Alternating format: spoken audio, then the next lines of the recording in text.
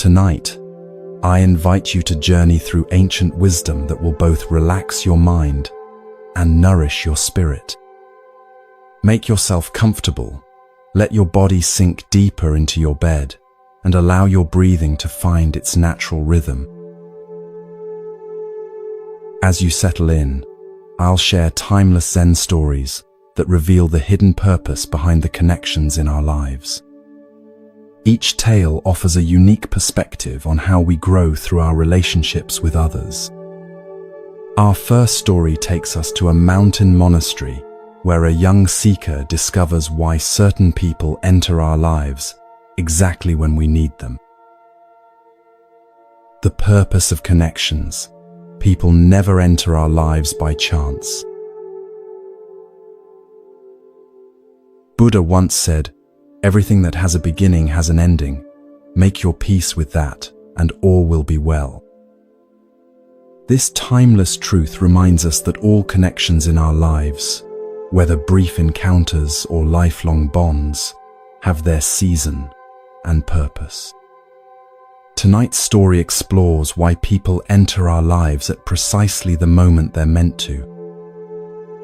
Our tale takes us to a peaceful mountainside monastery in ancient Japan, where cherry blossoms dance on gentle spring breezes, and the boundary between earth and sky seems to disappear in the morning mist. Here, among the temple bells and meditation halls, we find wisdom about the invisible threads that connect us all. In this remote monastery lived an elderly monk named Hotaka. Despite being well into his 80s, his eyes still sparkled with the clarity of mountain lakes, reflecting wisdom gathered through decades of meditation and contemplation. Unlike many monks who sought complete solitude, Hotaka believed that our connections with others were essential pathways to understanding the deeper nature of existence. In the web of life, he often told his students, each thread touches countless others. There are no isolated strands. One particularly beautiful spring morning, as pink cherry blossoms swirled around his meditation spot beneath an ancient tree, Hotaka noticed a young man approaching the monastery gates.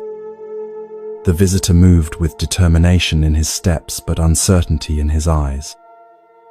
Hotaka recognized that particular look, the expression of someone carrying a question too heavy for their heart to bear alone.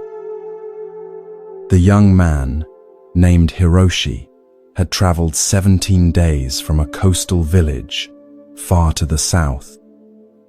Though he had never met Hotaka before, something had drawn him to this particular monastery, to this particular teacher.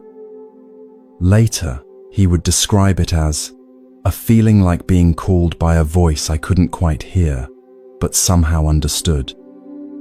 It was as though an invisible current had carried him there, much like Buddha taught. Everything arises from causes and conditions. Nothing exists entirely alone. After being welcomed and offered tea to refresh himself after his journey, Hiroshi finally gathered the courage to ask the question that had driven him across mountains and valleys to find this monastery. "Master Hotaka," he began, bowing respectfully, "I've been troubled by something I cannot explain. Throughout my life, I've noticed that sometimes when I meet people, I feel an immediate connection, a sense of recognition, as if I've known them before in some forgotten time. With others, I feel an immediate unease, a shadow crossing my spirit without clear reason." Hiroshi paused, searching for the right words. Do people come into our lives merely by chance? Or is there some invisible pattern I cannot see? Hotaka studied the young man's earnest face, noting how the dappled light filtering through the cherry blossoms created patterns of light and shadow across his features. For several moments, he remained silent, allowing Hiroshi's question to resonate in the space between them, like the lingering sound of a temple bell. People never enter our lives by accident, Hotaka finally replied, his voice carrying the texture of weathered stone, gentle yet unyielding in its certainty. This truth lies deeper than the deepest ocean and reaches higher than the tallest mountain. Each encounter is a thread in an invisible tapestry that began to be woven long before you drew your first breath. The Buddha taught us that, in this world, we are all connected. We have been each other's mothers, fathers, sisters, and brothers in countless past lives. This is not merely poetic language, but the actual nature of our existence. Rising slowly, his joints remembering the passage of 84 winters, Hotaka gestured toward the sky, above the monastery garden. Observe the birds, young Hiroshi. They appear to fly freely, charting their own course through the endless blue. Yet each is supported by invisible currents of air that guide and shape their journey. We too are carried by currents invisible to the eye, the flowing rivers of karma, intention, and connection that began long before this life and continue beyond it. Nothing in this world happens without cause. No encounter is without purpose. As Buddha said, nothing ever exists entirely alone. Everything is in relation to everything else. Hiroshi considered this, watching the graceful movement of birds against the spring sky. The concept wasn't entirely new to him. Village elders had spoken of karma and interconnection, but he had never before considered how these invisible laws might be actively shaping the relationships in his life.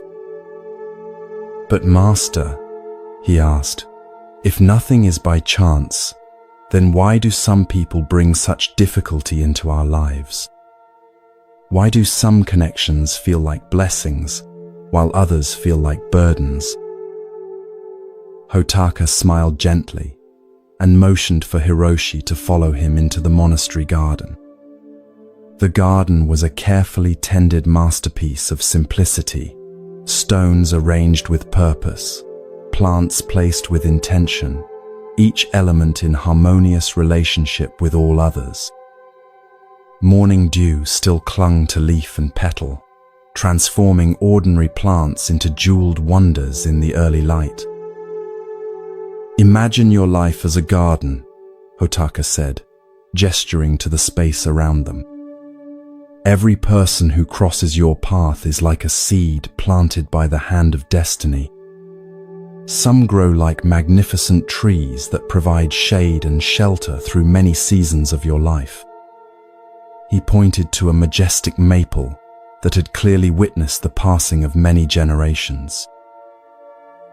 Others, he continued, gesturing to a patch of wildflowers near the garden wall, bloom brilliantly but briefly, present for just a season before they return to the earth.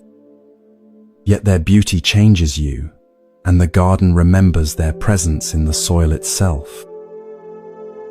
Hiroshi nodded, beginning to understand. He thought of the village elder who had guided him through childhood after his father's passing, a sturdy, reliable presence like the maple tree. And he remembered a traveling musician who had stayed in his village for just 3 days, yet whose songs had awakened in Hiroshi a longing for something beyond the boundaries of his small fishing community. They walked in silence for a moment, following a winding stone path that led to a small stream running through the garden. Hiroshi knelt beside the clear water, watching his reflection ripple and transform with the current. The face that looked back at him seemed different somehow, younger yet older, more vulnerable yet stronger. But what about those who harm us? He asked quietly, thinking of painful encounters and broken trust he had experienced. What purpose do they serve in this garden? Hotaka's eyes reflected a deep compassion born from his own encounters with suffering. Those who hurt us are often our most profound teachers, he said. They are like the sharp stones that line this very path beneath our feet. He bent down with surprising agility for his age and picked up a smooth stone from the edge of the stream. When you first step on a sharp stone, you feel only pain. But over time, the passing of countless feet smooths its edges. The stone remains a stone, but its relationship with those who walk the path transforms. Buddha taught, "No one saves us but ourselves. No one can, and no one may. We ourselves must walk the path." The difficult people in our lives, the fisherman who ridiculed your dreams, the friend who betrayed your confidence, the stranger whose words cut like a knife, they each serve to shape your spirit in ways that gentle encounters cannot. They teach you where your path is not, helping you discover where it truly lies. Hiroshi considered this, remembering those who had caused him pain, and how each difficult encounter had ultimately strengthened his resolve or redirected his path in unexpected ways. There was truth in the old monk's words, though it was not an easy truth to embrace. "I have often found," Hotaka continued softly, "that the people who challenge us most are reflecting parts of ourselves we have not yet acknowledged or healed." The Buddha taught that you will not be punished for your anger, you will be punished by your anger. This wisdom reminds us that how we respond to difficult encounters shapes us more than the encounters themselves. The old monk led Hiroshi to a small wooden bench beneath a flowering plum tree, where they sat watching the patterns of light and shadow play across the garden. A few petals drifted down around them like gentle snow. There are fundamentally three types of people who enter the garden of your life, young Hiroshi. Understanding their nature may help you welcome each with appropriate gratitude. Hotaka paused beside a stone lantern, its subtle glow barely visible in the morning light, but still providing guidance along the path. First are those who support the structure of your journey, those who provide foundation, boundaries, and stability. Like the banks of a river, they may constrain you, but in doing so, they give direction to your flow. Then there are those who bring renewal, those who challenge your perceptions, introduce new ideas, or awaken dormant aspects of your spirit. Like spring rain on parched earth, they may disrupt your comfortable patterns, but they awaken new growth. Finally, there are the momentary guides, those who appear briefly at crucial junctures to illuminate a single step in your journey. Like this lantern, they need not remain forever to fulfill their purpose.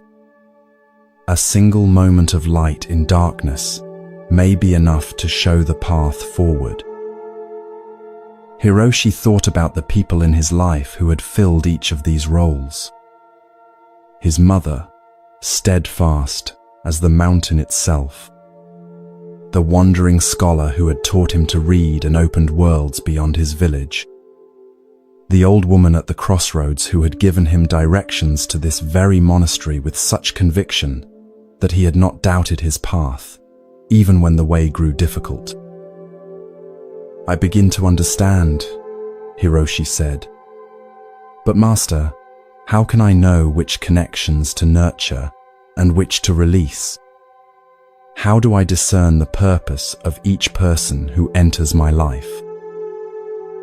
Hotaka considered this question carefully before responding. The Buddha offered guidance when he said, "In the end, only three things matter: how much you loved, how gently you lived, and how gracefully you let go of things not meant for you. This wisdom points to the heart of your question.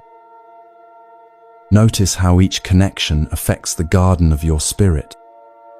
Does this person's presence help beneficial qualities take root and grow? Or do they trample what is tender and beautiful within you? Your own inner wisdom will speak if you learn to listen. They sat in companionable silence for a time, watching the play of light and shadow across the garden as clouds passed overhead. Hiroshi felt something shifting within him, a new perspective forming, like mist clearing from a valley to reveal the landscape below. "There is one more thing," Hotaka said finally. "Just as others enter your garden with purpose, so too do you enter theirs. In some lives, you are the sturdy tree providing shelter. In others, you are the brief but brilliant bloom that awakens beauty. And in still others, you may be the challenging stone that ultimately smooths to become a step on someone else's path." The Buddha taught, thousands of candles can be lit from a single candle, and the life of the candle will not be shortened. Your presence in the lives of others can illuminate without diminishing your own light. Remember this, and move mindfully through the gardens you enter. As the day progressed, Hotaka shared more of the Buddha's wisdom about human connection. He spoke of how attachments can become suffering when we cling too tightly to relationships that have served their purpose. He explained the difference between love that liberates and desire that binds. And he taught Hiroshi practices to cultivate gratitude for each encounter, whether pleasant or challenging. When evening approached, casting long shadows across the monastery grounds, Hiroshi prepared to continue his journey. Though he had intended to stay only long enough to ask his question, he now felt reluctant to leave the peaceful presence of the old monk. "I have one final question, Master Hotaka," Hiroshi said, as they stood at the monastery gate. "How can I remember these teachings when I return to the busy world below, where it's so easy to believe that encounters are merely random and relationships are simply what we make of them?" Hotaka smiled and reached into his robe, removing a small pouch. From it, he took 3 small items: a perfectly smooth stone from the stream, a dried cherry blossom, preserved between layers of thin paper, and a tiny carved wooden lantern, no larger than Hiroshi's thumb. "Keep these with you," the monk said, placing them in Hiroshi's palm and gently closing his fingers around them. "When you doubt the purpose in your connections, when you question why someone has entered your life, remember the 3 types of encounter and look for the teaching each brings. And remember the Buddha's words, if you light a lamp for someone else, it will also brighten your path. The connections we nurture illuminate our way forward, even when the path seems dark." With these words, Hotaka bowed to Hiroshi, a gesture of respect from teacher to student, but also an acknowledgement between 2 travelers on the same endless path. Hiroshi returned the bow deeply, feeling a profound gratitude for this encounter that had changed him in ways he was only beginning to understand. As Hiroshi descended the mountain that evening, the small treasures secure in his pocket, he found himself noticing each person he passed on the road with new awareness. The merchant with his cart of wares, the young mother carrying her child, the old farmer returning from his fields, each no longer seemed like random figures populating his journey, but meaningful threads in the vast tapestry of existence. In the years that followed, Hiroshi would often return to the monastery to visit Hotaka and deepen his understanding of the Buddha's teachings. Eventually, he became a respected teacher in his own right, known especially for his wisdom about human connection and the purpose behind each encounter in our lives. When asked by his own students about the most important teaching he had received, Hiroshi would smile and say, "People do not come into our lives by chance. Each encounter is a seed planted in the garden of your spirit. Some grow into mighty trees, others into beautiful flowers, and still others become the stones that form your path. But none are without purpose, and all contain the potential for awakening." And on his meditation cushion, Hiroshi would still hold the 3 small gifts from Hotaka, now worn smooth with decades of contemplation, and remember the day his own journey of understanding truly began, with a question carried up a mountainside to a monk beneath a cherry tree. As we end this story, I invite you to reflect gently on the connections in your own life. Who have been the sturdy trees providing shelter through your storms? Who have been the brilliant but brief blossoms that transformed your perception? And who have been the challenging stones that ultimately guided your steps toward growth? Buddha taught that every human being is the author of his own health or disease. Similarly, we co-create the meaning in our relationships, finding the lessons each connection offers us. As you drift towards sleep, consider that every person in your life, past, present, and yet to come, arrives with perfect timing, carrying lessons your spirit is ready to receive. May you rest peacefully, held in the web of connection that supports us all, even in our dreams.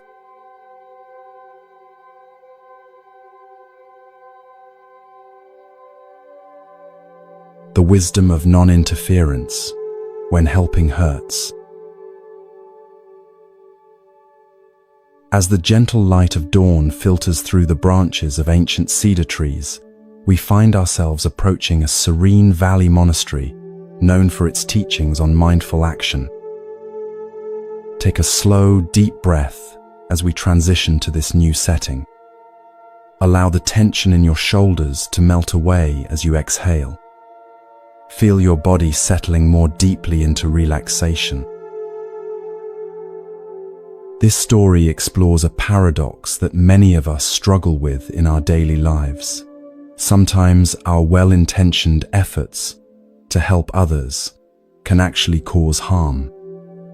The Buddha expressed this wisdom beautifully when he said, "If you want others to be happy, practice compassion. If you want to be happy, practice compassion." But what does true compassion look like? Is it always rushing in to fix others' problems? Or might there be a deeper wisdom in knowing when to step back? In this peaceful monastery surrounded by flowing streams, lived the respected monk Noro, whose practical wisdom drew seekers from distant provinces. Unlike many spiritual teachers who spoke in riddles, Noro offered guidance that anyone could apply to everyday challenges. Villagers and fellow monks alike sought his counsel when faced with difficult decisions or relationships that had become tangled like fishing nets. One crisp autumn morning, as red maple leaves danced on the breeze outside the meditation hall, a group of Noro's students gathered for his weekly teaching. Among them sat a young monk named Takashi, whose troubled expression caught Noro's attention immediately. "Today," Noro began, his voice gentle yet clear as a mountain stream, "we will explore a teaching that many find difficult to accept. It is the wisdom of non-interference, of knowing when helping others is truly helpful, and when it may cause unexpected harm." Several students exchanged confused glances. Surely helping others was always good. Wasn't that the foundation of their spiritual practice? Noro smiled at their puzzled expressions. Life is like a great river, he continued, and each of us is a small boat navigating its currents.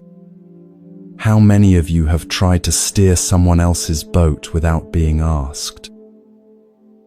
Nearly every hand in the room rose, including Takashi's, though his movement was hesitant. And how many found that their well-intended intervention created unexpected consequences? Again, most hands remained raised. Takashi's face flushed with emotion as he lowered his gaze to the wooden floor. Let me share a story that has been passed down through generations, Noro said, settling more comfortably on his cushion. It concerns two childhood friends, Shun and Masu, who grew up together in a coastal village, much like the one many of you come from. From their earliest days, these two were inseparable, fishing together, celebrating festivals together, sharing both joys and sorrows as they grew into young men. Their bond was so strong that villagers often remarked it was like they shared one heart between two bodies. As adults, their paths diverged somewhat. Shun became a successful merchant with profitable trade routes to distant islands. Masu chose the life of a fisherman, following in his father's footsteps. Though their daily lives differed greatly, their friendship remained strong. One spring, terrible storms damaged many fishing boats and nets in the village.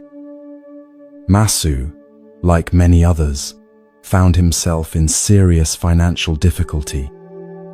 The repairs to his boat would cost more than he could afford, and without it, he could not support his family. Masu was proud, however, too proud to ask for help, even from his closest friend. He began working extra jobs on land, determined to earn the money for repairs through his own efforts, even if it took many months.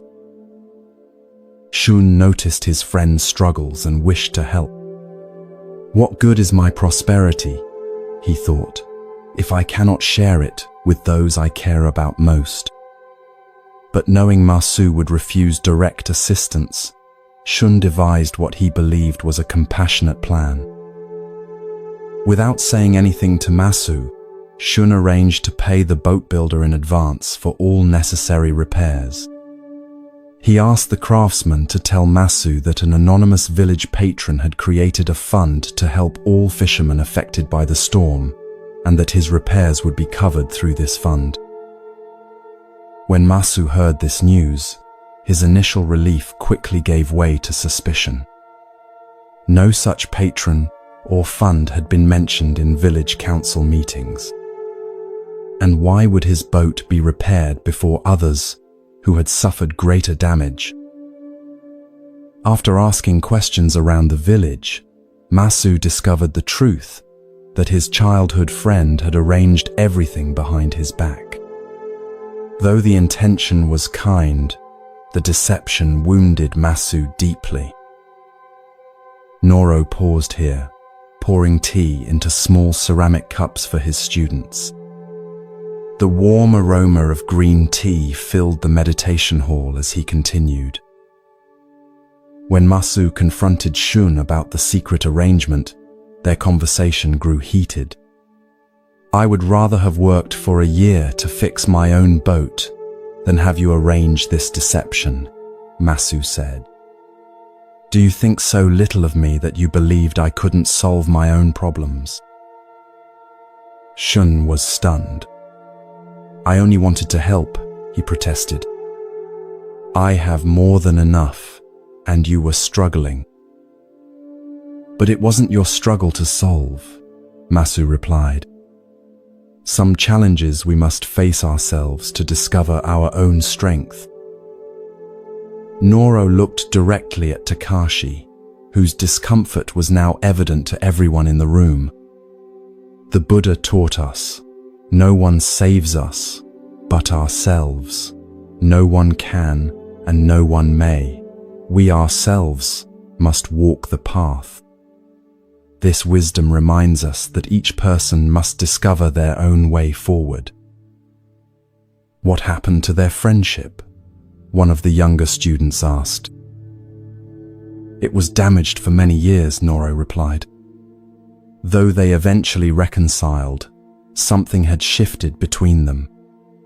The balanced exchange that had characterized their friendship was disrupted. Masu felt diminished by Shun's actions, even though they came from a place of genuine care. But surely it's better to have a repaired boat than to struggle, another student questioned. Is it? Noro asked gently. Consider what Masu lost in this exchange. He lost the opportunity to overcome a significant challenge through his own efforts. He lost the confidence that would have come from solving his own problem. And perhaps most importantly, he lost trust in the one relationship he had always counted on, to be honest. The Buddha taught that suffering is our greatest teacher. When we rush to remove another's suffering without being asked, we may unintentionally deprive them of important lessons they need to learn. Takashi could remain silent no longer. Master Noro, he said, his voice barely above a whisper, I think I have made this mistake recently. Noro nodded encouragingly, inviting him to continue. My younger sister has been struggling to pass her examinations to become a healer, Takashi explained. Without telling her, I spent many evenings rewriting her study materials in simpler language, believing I was helping her. Last week, she discovered what I had done, and instead of being grateful, she was upset.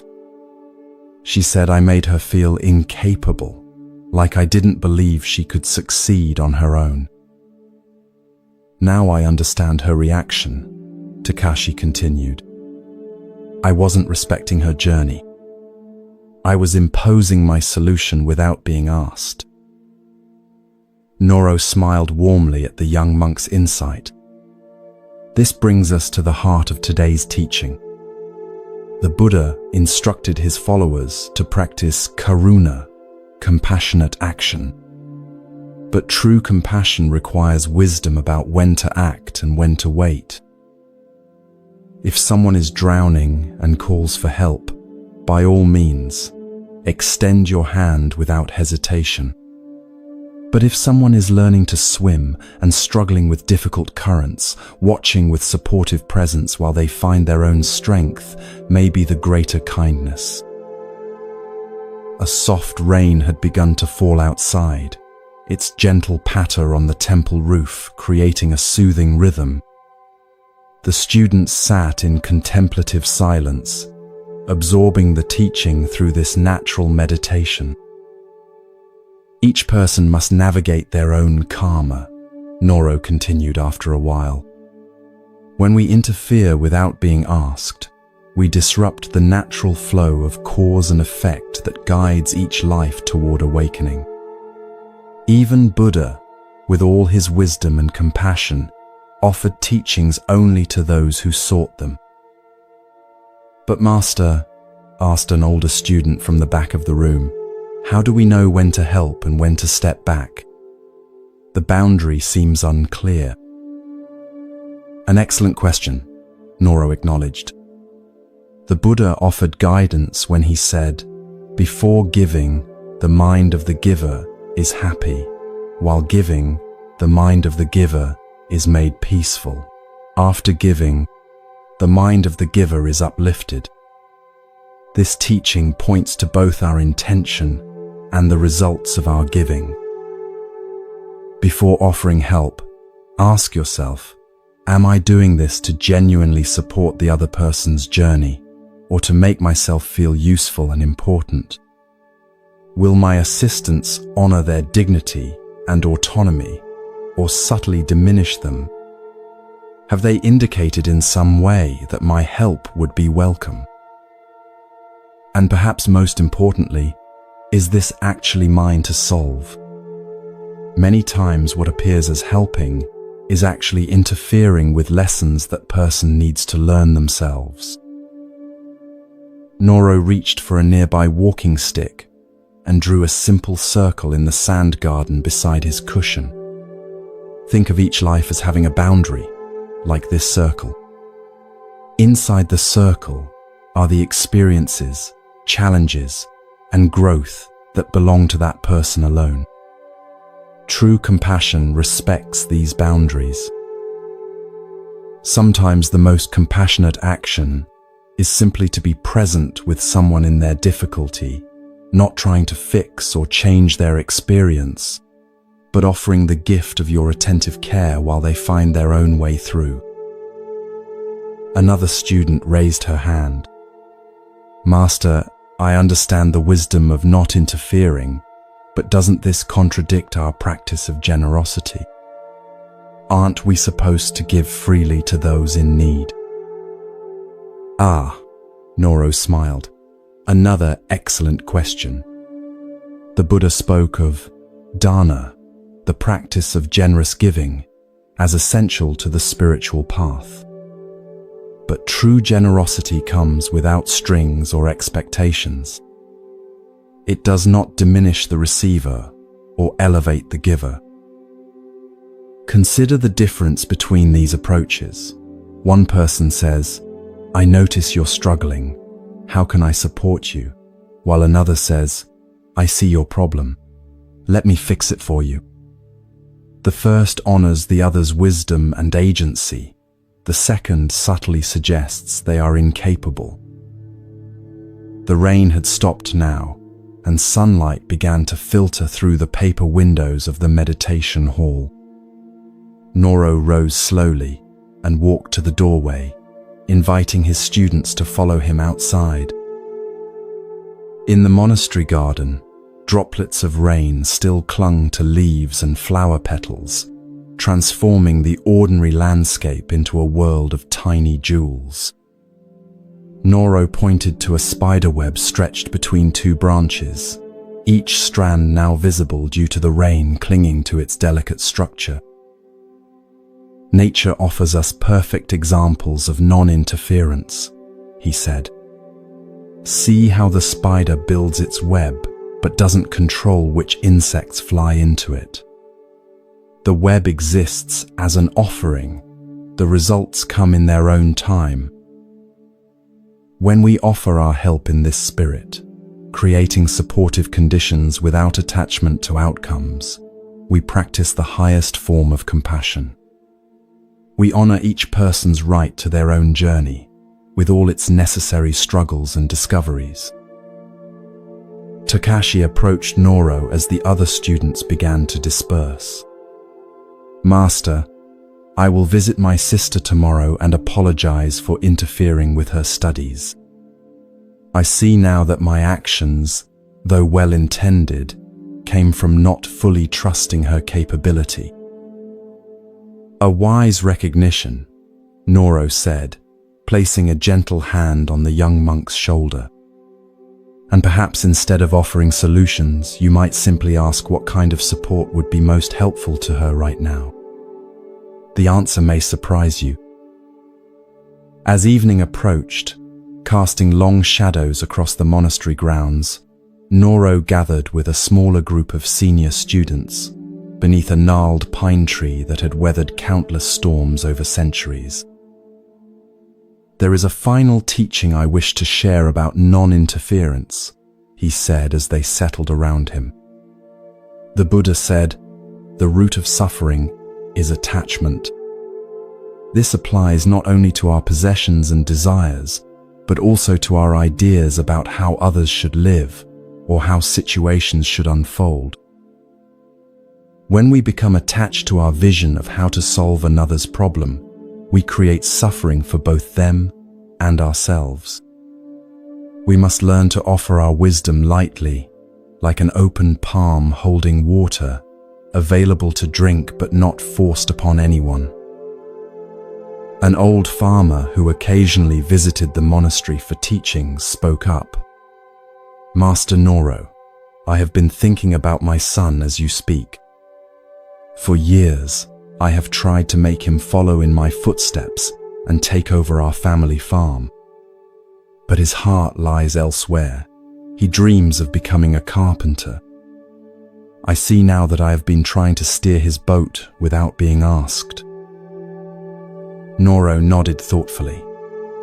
The Buddha taught, let go of the past, let go of the future, let go of the present, and cross over to the farther shore of existence. Sometimes the greatest act of love is releasing our grip on how we believe others should live. "But," the farmer continued, "if I don't guide him, how will he know the right path?" "Perhaps the right path for him is not the same as it was for you," Noro suggested gently. Buddha reminded us that each morning we are born again. What we do today matters most. Your son must discover his own way of contributing to the world, his own form of right livelihood. The farmer fell silent, contemplating this new perspective. Around the circle, others began sharing their own experiences, times when well-meaning help had caused harm, or when stepping back had allowed someone to find unexpected strength. As the stars began to emerge in the evening sky, a young woman who lived in the village below the monastery spoke of her elderly mother. She has become forgetful and sometimes struggles with daily tasks. I have been taking over more and more of her responsibilities, thinking I was helping. But recently, I've noticed she seems sadder, less engaged with life. Perhaps, Noro suggested, there are ways to support her that preserve her dignity and sense of purpose. Instead of doing things for her, could you find ways to do things with her? Or modify tasks so she can still participate in meaningful ways? The woman's eyes widened with recognition. Yes, I see now. I've been helping in a way that makes her feel useless, when I could be helping in a way that honors what she can still contribute. The Buddha taught that health is the greatest gift, contentment is the greatest wealth. True help maintains both the physical well-being and the inner wealth of contentment that comes from feeling capable and valued. As the gathering concluded, Noro shared one final story that had been passed down through generations of Buddhist teachers. Long ago, a man noticed a butterfly struggling to emerge from its chrysalis. The butterfly was working very hard, and the man felt compassion for its struggle. Wanting to help, he gently used a small knife to widen the opening of the chrysalis, making it easier for the butterfly to emerge. The butterfly came out quickly with a swollen body and small, shriveled wings. The man expected that at any moment, the wings would expand to support the butterfly's body. But that never happened. What the man didn't understand was that the butterfly needed the struggle of pushing through the tight chrysalis to force fluid from its body into its wings. Without that struggle, the butterfly could never fly. His help left the butterfly grounded for life. This is perhaps the clearest illustration of our teaching today, Noro concluded. Sometimes the very struggle we wish to remove for another person is precisely what they need to develop their strength. Our compassionate restraint, allowing others to face their necessary challenges, can be the greatest gift we offer. As darkness fell completely over the monastery, the gathering dispersed with much to contemplate. The simple teaching had revealed itself to be profoundly relevant to countless situations in their daily lives.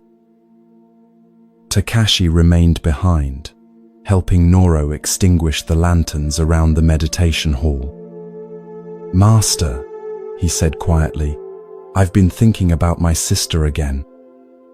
If I hadn't interfered with her studies, she might have developed her own methods for understanding the difficult material, methods that would have served her better than mine." "Yes," Noro agreed. "And there's something else to consider. By struggling with the material herself, she would gain not just knowledge, but confidence in her ability to overcome challenges. That confidence might serve her even more than the information itself when she faces difficult cases as a healer." "I see that now," Takashi nodded. "The Buddha's words about being our own refuge make more sense to me. We must each discover our own inner strength." "Exactly so," Noro smiled. "The Buddha taught, just as a solid rock is not shaken by the storm, even so the wise are not affected by praise or blame. When we solve our own problems, we develop that unshakable inner foundation. As you drift deeper towards sleep, consider this ancient wisdom in your own life. Are there situations where your desire to help might actually be depriving someone of an important growth experience? Could stepping back while remaining supportively present be the greater gift in some relationships? The Buddha's teaching that all beings are the owners of their karma reminds us that each person must be allowed to navigate their own journey with all its necessary lessons. True compassion honors this reality rather than trying to circumvent it. May you rest peacefully tonight, holding this wisdom of knowing when to act and when to simply be present. May your relationships be characterized by respect for each person's unique path. And may you find the perfect balance between offering support and honoring others' need to grow through their own efforts.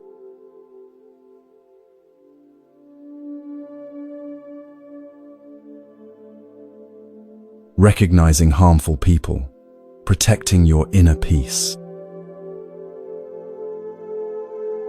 As our journey continues, the peaceful glow of evening lanterns guides us to a remote mountain temple, where the air is crisp and the distant sound of rushing water creates a natural melody for meditation. Let your body settle more deeply into comfort as we explore tonight's wisdom. Feel each breath becoming slower and more rhythmic. There comes a time in everyone's life when we must learn to recognize those who may wish to harm us, not to foster suspicion or fear, but to protect our inner peace and create healthy boundaries. This ancient wisdom remains profoundly relevant in our modern world, where relationships are complex and not always what they seem. The Buddha taught, "You yourself, as much as anybody in the entire universe, deserve your love and affection." This simple teaching reminds us that caring for ourselves, including protecting ourselves from harmful influences, is not selfish, but necessary. High on a misty mountain plateau, surrounded by ancient pines and flowering plum trees, stood a secluded temple known for its teachings on discernment and inner protection. Here lived the elderly and respected monk Hogi, whose clear perception of human nature drew many seekers facing difficult relationships or confusing situations. One spring morning, as cherry blossoms swirled through the temple courtyard, a young woman named Shara arrived, her face reflecting both determination and distress. She had traveled for 7 days from her coastal village, seeking wisdom about a persistent problem. After being welcomed and offered tea to refresh herself after the journey, Shara was invited to speak with Master Hogi in the temple garden. The old monk's kind eyes seemed to see through superficial concerns to the deeper questions beneath. "Master Hogi," Shara began, bowing respectfully, "I've heard that you understand how to recognize people who bring harm rather than good into our lives. Please teach me this wisdom. I find myself repeatedly drawn into relationships that leave me feeling drained and diminished, yet I don't see the warning signs until great damage has been done." Hogi studied the young woman's earnest face for a moment before responding. "Before we discuss recognizing harmful people," he said gently, "I must make an important distinction. The people we might call toxic or harmful are not necessarily monsters or evil beings. They are often wounded individuals whose own pain spills onto others. This understanding doesn't mean we should endure their harmful behavior," he continued.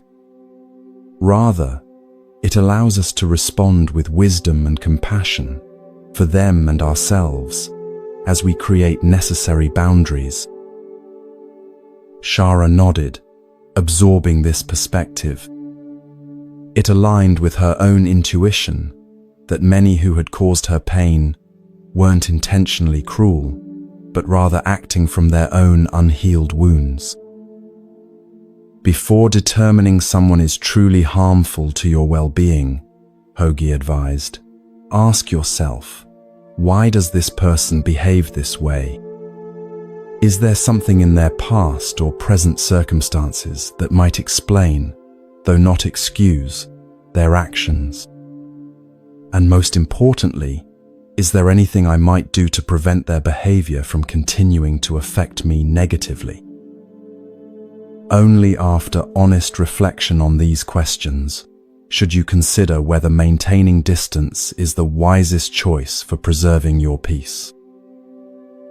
The master invited Shara to walk with him through the temple gardens, where early spring flowers were beginning to bloom alongside carefully tended paths. The natural beauty created a perfect setting for absorbing difficult truths with a peaceful heart. "Now," Hogi said, "let me share the signs that can help you recognize when someone might be harmful to your well-being. The Buddha taught us to be lamps unto ourselves, learning to trust our own discernment rather than blindly following others. These signs will help illuminate what you likely already sense, but perhaps have been taught to ignore. The first sign to watch for is constant manipulation," he began. "Imagine someone who subtly distorts reality to achieve their goals, making you question your own perceptions and memories." Hogi stooped to point out a vine that had wrapped itself around a young tree, slowly constricting its growth. Like this vine, manipulation is often gradual and difficult to notice until significant damage has occurred. The manipulator might use lies, selective truth-telling, or emotional pressure to control you. For example, he continued, consider a colleague who tells you that others speak poorly of your work and suggests you decline an opportunity, supposedly for your own good. Later, you discover they wanted the opportunity for themselves. Their seeming concern masked their true motive of removing you as competition. Shara's eyes widened with recognition. "I worked with someone exactly like that," she said quietly. "I always felt confused after our conversations, questioning decisions I'd previously been certain about." Hogi nodded. "The Buddha taught, 3 things cannot be long hidden: the sun, the moon, and the truth. Trust your confusion as a signal.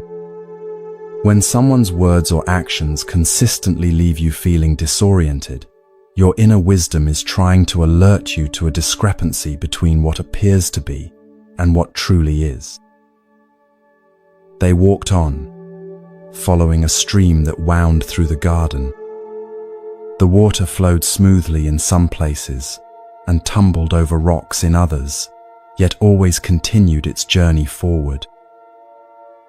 The second sign, Hogi continued, is a lack of genuine empathy.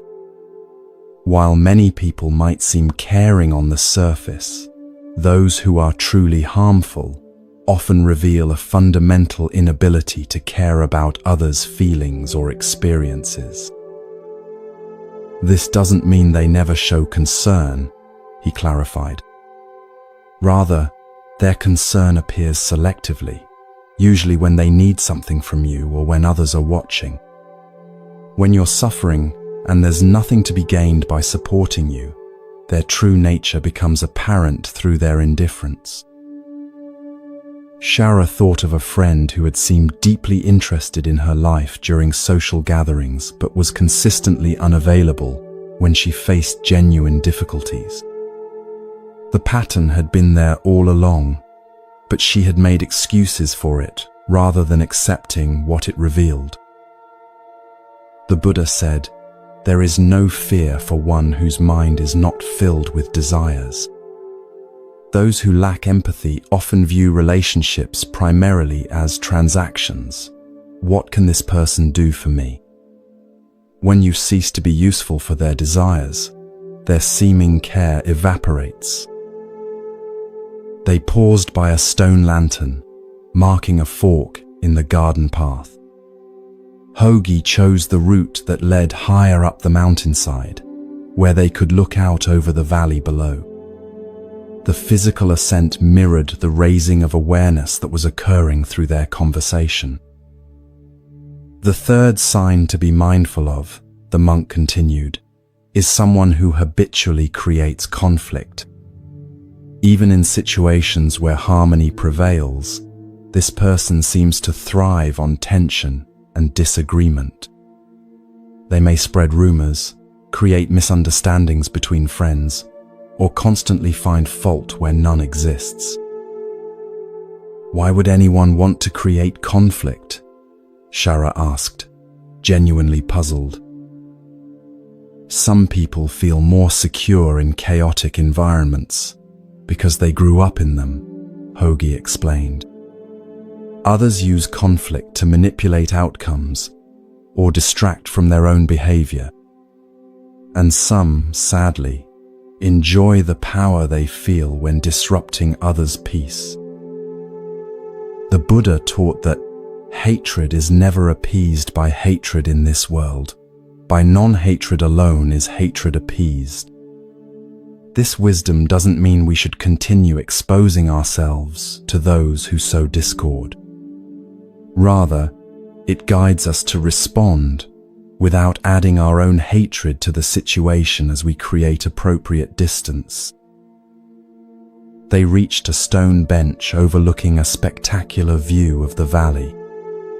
Below them, the world seemed to unfold like a living map, villages nestled among rice fields, rivers threading their way through forests, and in the far distance, the shimmer of the ocean. This broader perspective offered a perfect metaphor for the wisdom Hogi was sharing. The fourth sign, he said as they sat together, is an excessive need for control. Some people cannot allow others to make their own choices or live according to their own values. They may criticize your decisions, offer constant, unsolicited advice, or even actively interfere with your plans. I recognize this one clearly, Shara admitted. My former partner couldn't accept when I made decisions independently. He would question everything from how I dressed to which friends I spent time with, always suggesting his way was better. Yes, Hogi nodded, and such control often begins subtly, presented as care or concern, before gradually increasing until your autonomy has been seriously compromised. The Buddha taught, "No one saves us, but ourselves. No one can, and no one may." We ourselves must walk the path. Those who truly care for us respect our right to navigate our own journey, even when they might choose differently. A gentle breeze carried the scent of pine and distant flowers as they sat in comfortable silence for a few moments. Shara was processing how these insights applied to relationships in her life, both past and present.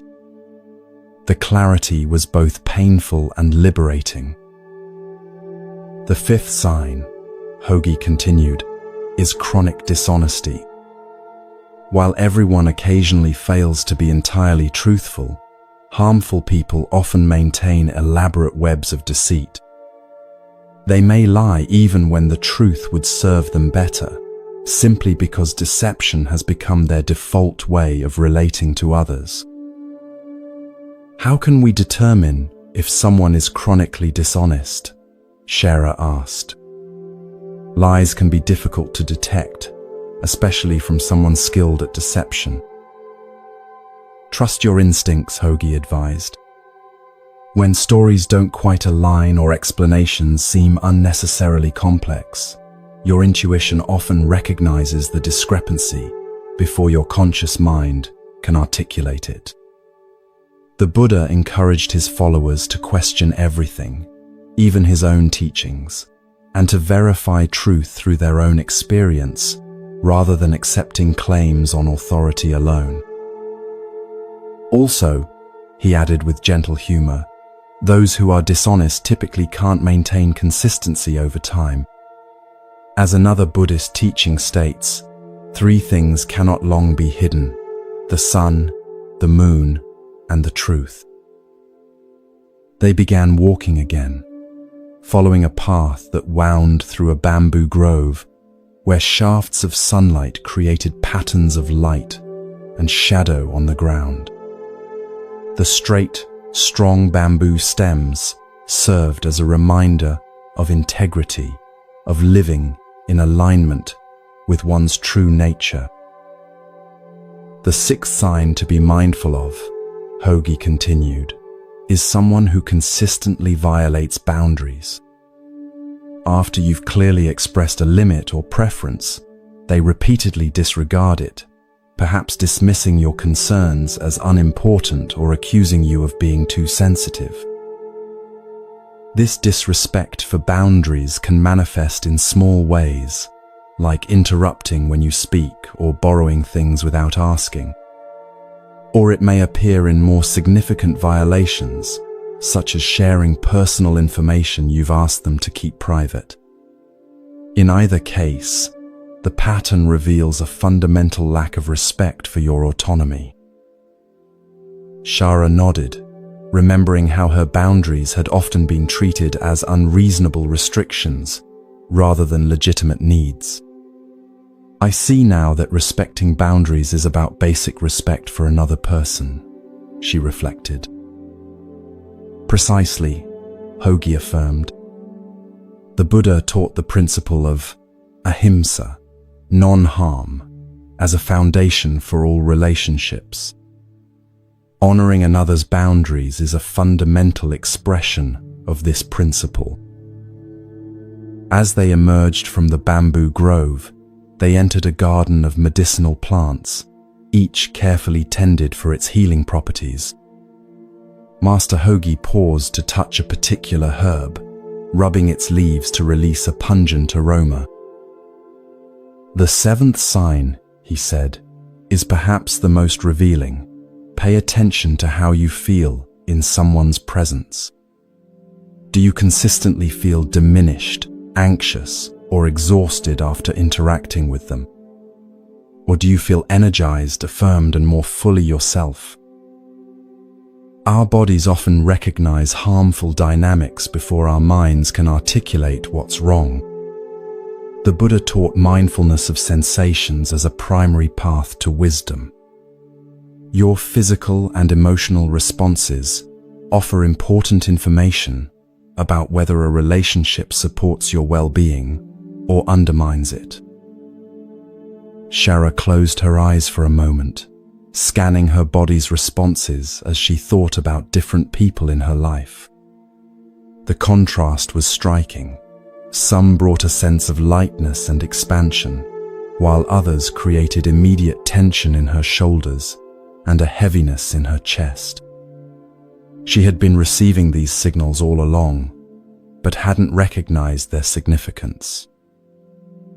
"The final sign I'll share with you today," Hogi said, as they completed their circuit of the garden and returned to the temple entrance, "is an absence of reciprocity. Healthy relationships involve a natural flow of giving and receiving over time.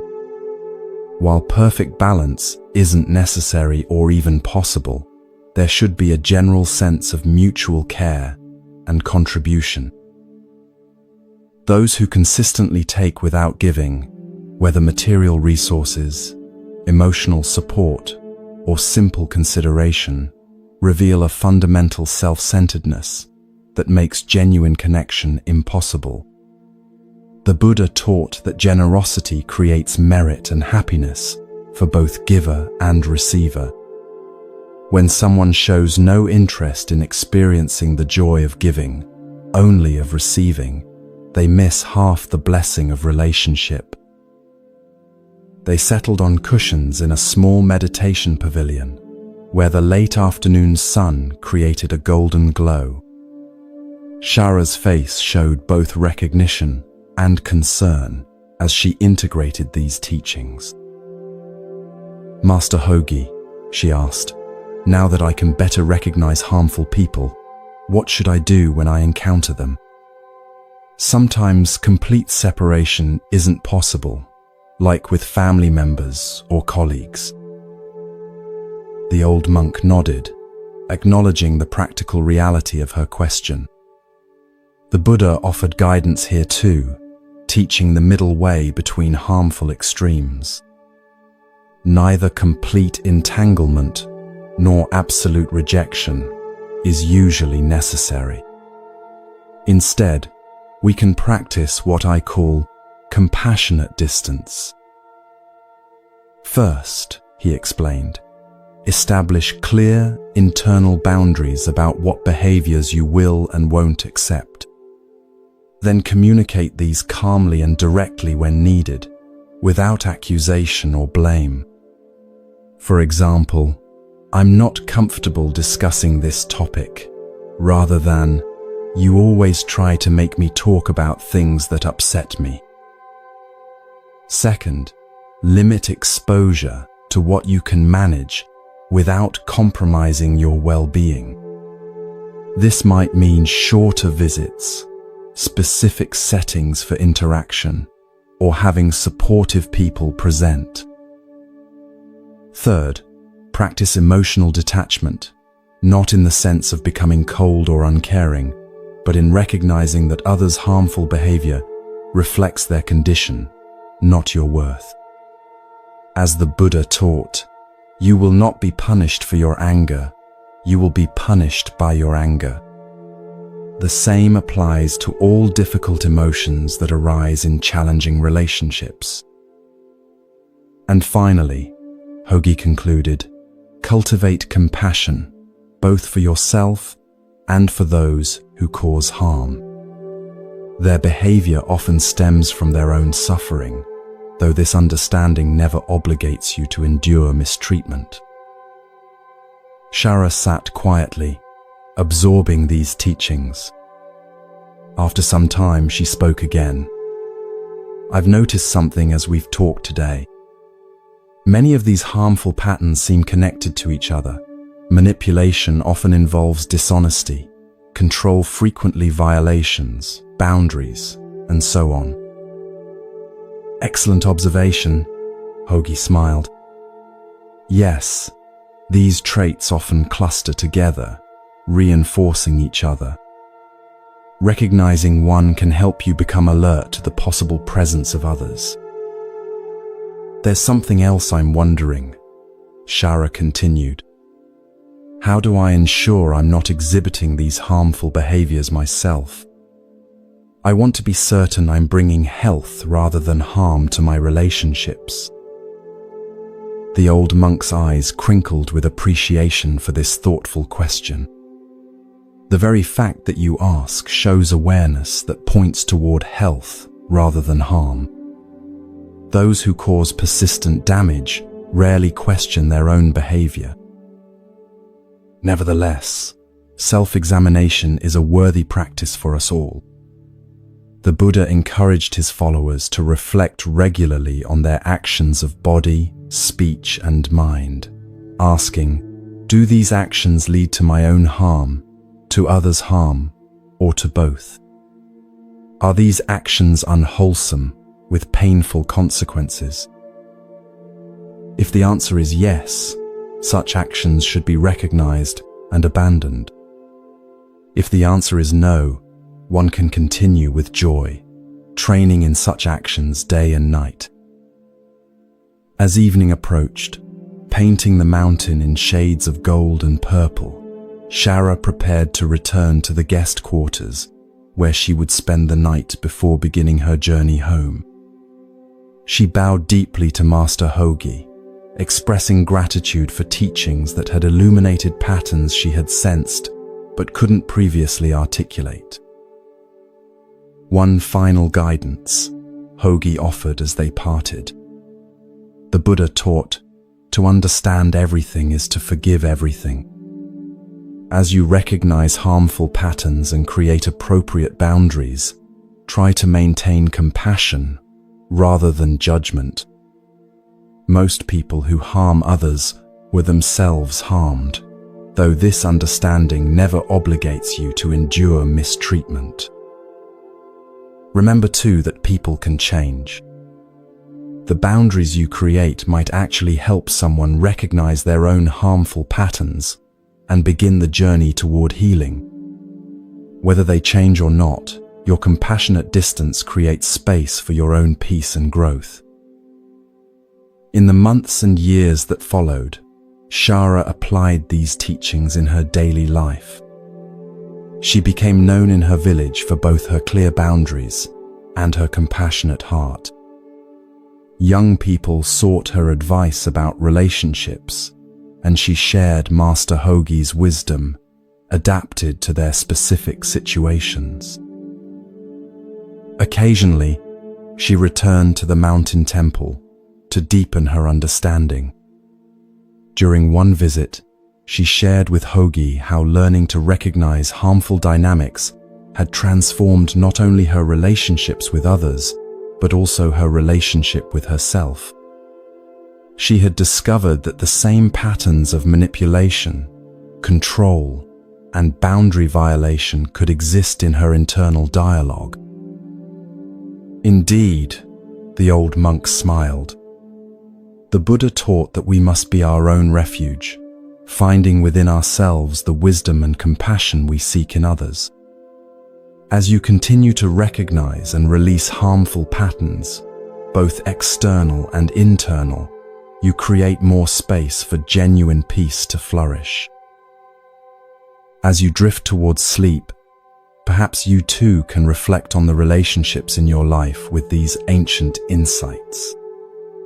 Notice which connections leave you feeling energized and which leave you drained. Consider whether clear, compassionate boundaries might help transform certain relationships into healthier forms of connection. The Buddha taught, you can search throughout the entire universe for someone who is more deserving of your love and affection than you are yourself, and that person is not to be found anywhere. You yourself, as much as anybody in the entire universe, deserve your love and affection. Let this wisdom guide you as you navigate your relationships, choosing connections that honor your worth and contribute to your peace.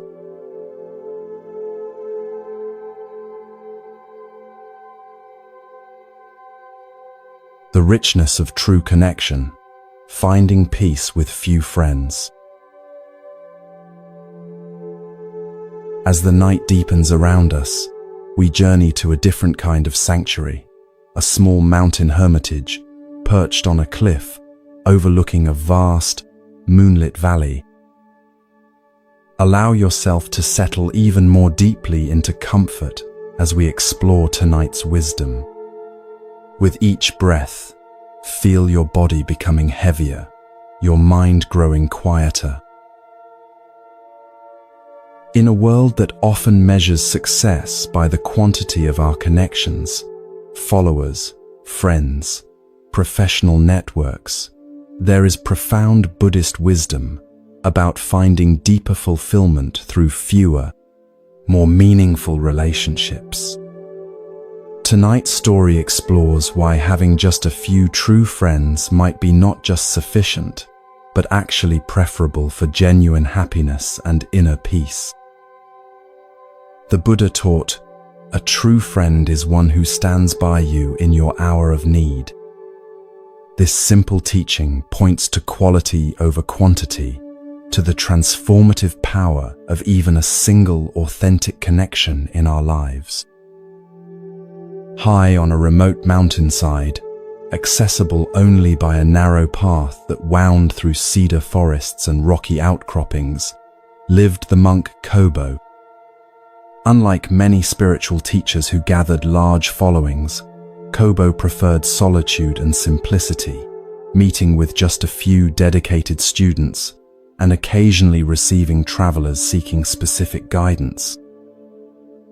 His small hermitage consisted of a meditation hall, a modest kitchen, and a few sleeping quarters for visitors. Though simple in its design, the space radiated a profound sense of peace that visitors often remarked upon. Something about the atmosphere invited deep reflection and honest conversation. One autumn day, as crimson and gold leaves danced on mountain breezes, a young woman named Alina arrived at the hermitage. She had traveled from a bustling coastal city, seeking wisdom about a problem that troubled her deeply. After being welcomed with tea and a simple meal, Alina was invited to speak with Kobo in the hermitage garden. Unlike the carefully manicured gardens of larger temples, this space had a wild beauty, native plants growing in natural patterns, stone pathways that followed the contours of the land, and stunning views of the valley below. "Master Kobo," Alina began, her voice betraying her uncertainty, "I've come because something feels wrong with my life, but I cannot pinpoint what it is. I have a good position as a merchant's assistant, enough money for my needs, and reasonable health. Yet I feel a persistent loneliness that nothing seems to ease." "Tell me more about this loneliness," Kobo invited, his weathered face kind but unreadable. "Well," Alina continued, "when I look around, everyone else seems to have many friends. Their days are filled with social gatherings, their festivals spent with large groups. I have only 2 close friends, and sometimes weeks pass when I see no one outside my workplace. Is there something wrong with me that I cannot attract and maintain more friendships?" Kobo considered her words carefully before responding. His teaching style was never rushed. He believed wisdom emerged in the spaces between words as much as in the words themselves. "Alina," he finally said, "friendship is indeed a precious gift. But your happiness shouldn't be measured by how many friends you have. I would like to share with you why having few friends, or even none at all, is not something to worry about, and may actually be an advantage." He gestured for her to follow him to a stone bench overlooking the valley. As they sat down, the vast panorama before them, mountains, forests, the distant shimmer of a river, created a perfect backdrop for contemplating life's broader perspective.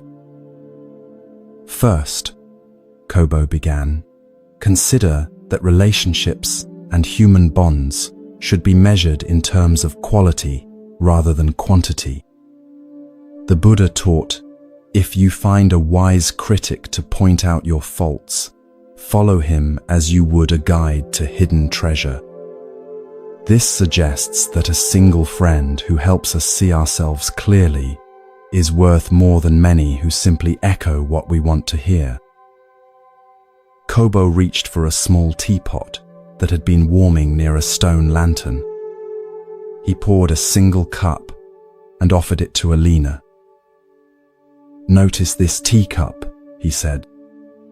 "It doesn't try to hold all the tea in the world, just enough for this moment, this connection. Would you rather have 100 shallow pools that dry up in summer heat, or one deep well that provides cool water, even in drought?" Alina looked thoughtfully at the cup in her hands, considering the metaphor. "I have always assumed more was better," she admitted. "But you're suggesting that depth might be more valuable than breadth when it comes to relationships." "Exactly," Kobo nodded. "Having fewer friends guarantees a certain degree of freedom and authenticity. You can be yourself without restriction or external influence. Many people exhaust themselves trying to maintain a social image across numerous relationships, always appearing happy, successful, and agreeable, even when they don't feel that way. The Buddha taught, better than 1,000 hollow words is one word that brings peace.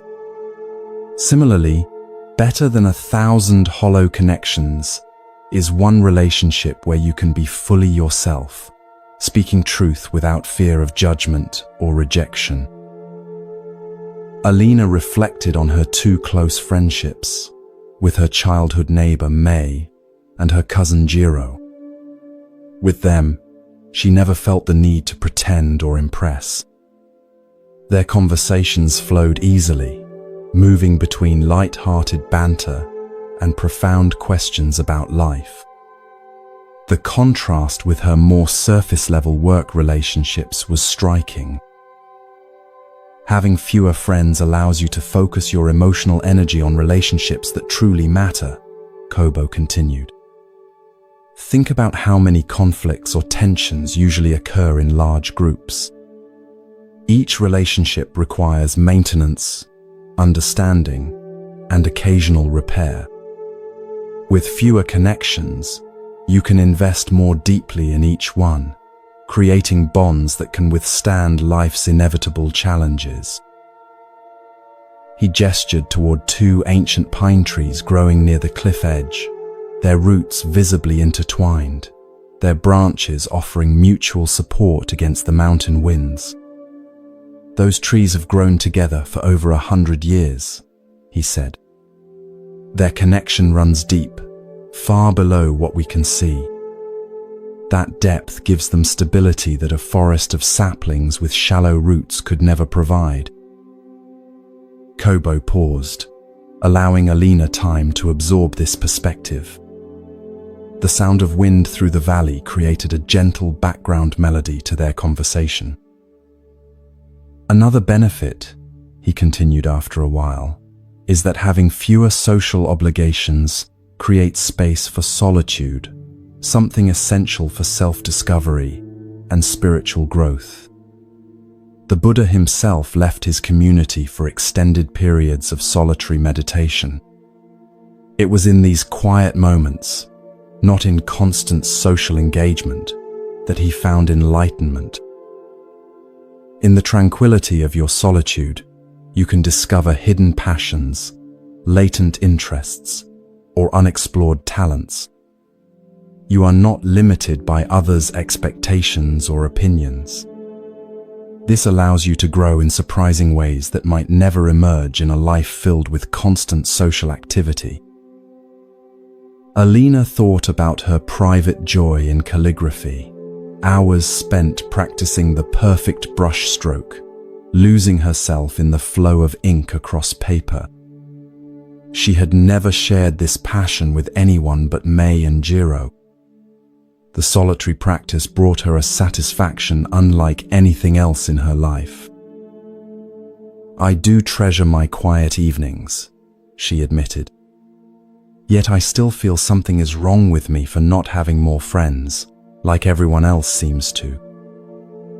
"Ah," Kobo smiled gently, "but what is everyone else really experiencing?"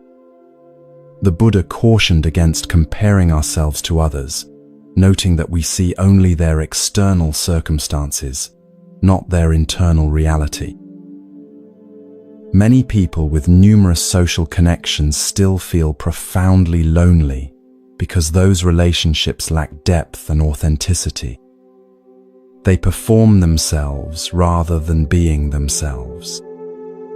The laughter you hear at crowded festivals often masks inner emptiness that quieter souls like yourself might actually be addressing more honestly. The sun was beginning to set now, painting the valley in shades of amber and purple. A cool breeze carried the scent of pine and distant wood smoke. Kobo and Alina sat in comfortable silence for a time, watching the transformation of light across the landscape. "Having fewer close ties allows for greater freedom in life choices," Kobo said after a while. "Imagine receiving an opportunity to study with a master calligrapher in a distant province. With few attachments, you could follow this calling without the complicated web of obligations that might otherwise hold you back." The Buddha taught that attachment is a primary source of suffering.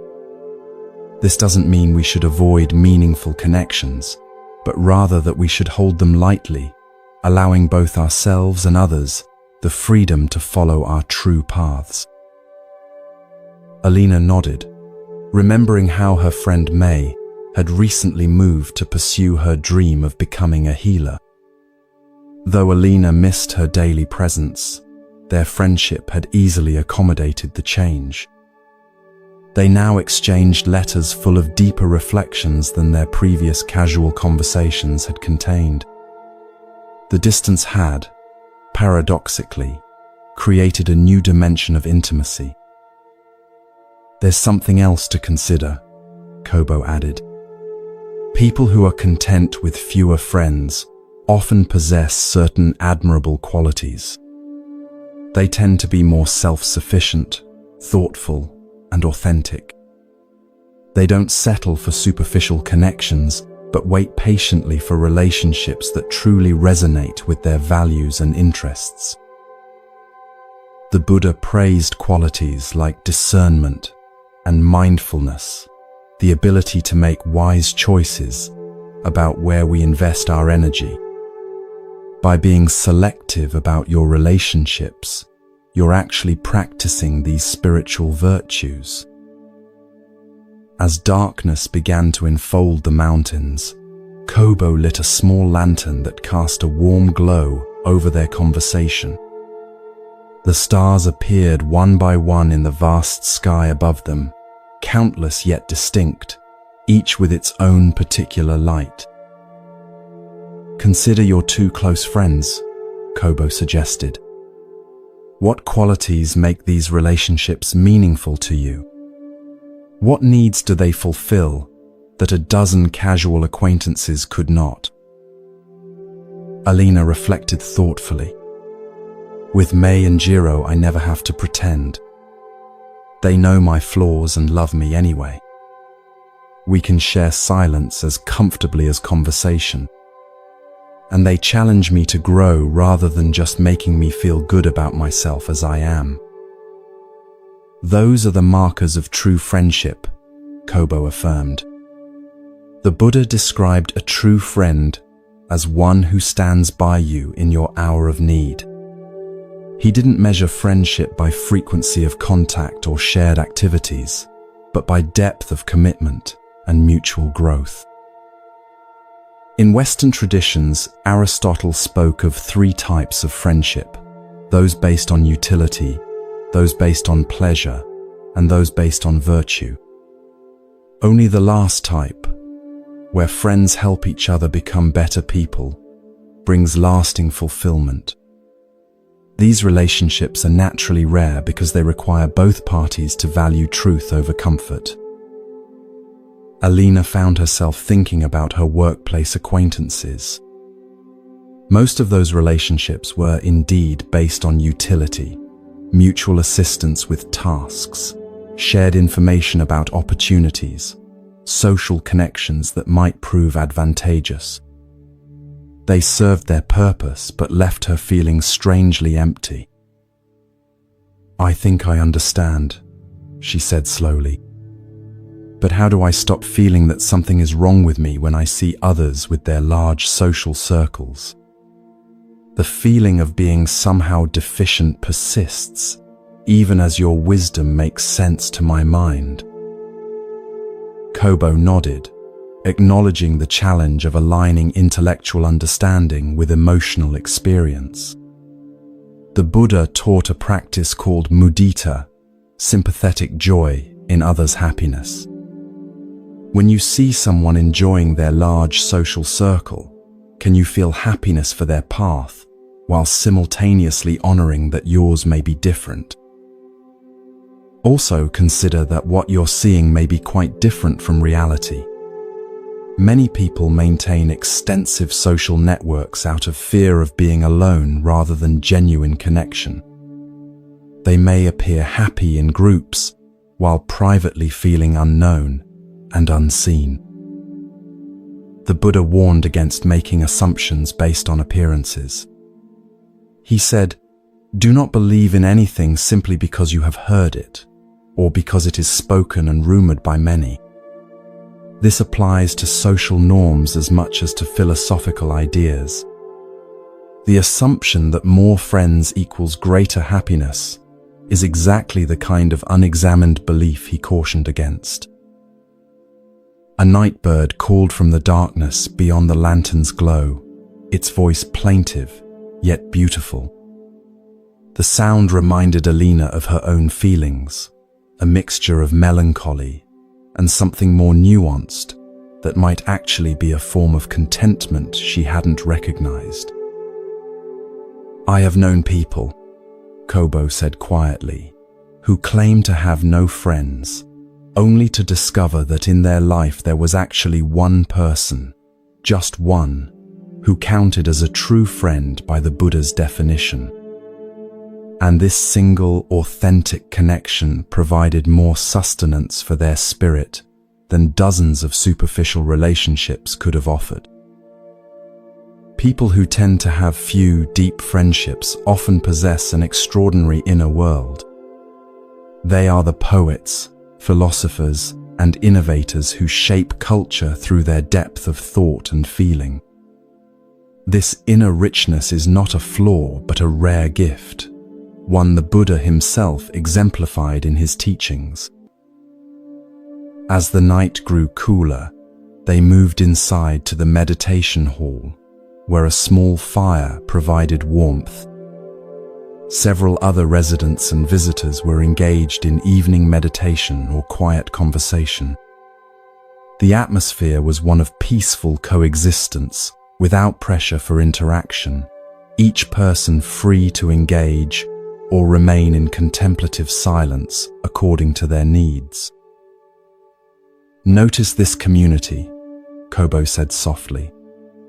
"We are few in number but deep in connection. Some here speak daily, others may go weeks with only a nod of acknowledgement. Yet all feel held within something larger than individual friendship. This, too, is a valid form of human connection, being alone together, each respected in their uniqueness." Alina observed the quiet harmony of the space. It reminded her of evenings in her own small home, the freedom to follow her interests without explanation or interruption, yet with the comfort of knowing May or Jiro might visit if she desired company. Perhaps what she had interpreted as loneliness was actually a spaciousness that allowed her spirit room to breathe. The Buddha said, "Peace comes from within. Do not seek it without," Kobo reminded her. This teaching applies to your question about friendship. The sense of connection you seek cannot be found merely by accumulating more relationships. It emerges from your capacity to be fully present in the connections you already have, including your relationship with yourself. Try this practice, he suggested. Each day, bring full awareness to your interactions with others, whether your dear friends or casual acquaintances. Notice when you feel truly seen and when you feel you're performing a social role. This mindfulness will help you distinguish between connections that nourish your spirit and those that deplete it. Alina stayed at the hermitage for 3 days, participating in its simple rhythms of meditation, work, and community meals. She observed how the residents moved between solitude and connection with natural ease, neither clinging to company nor avoiding it.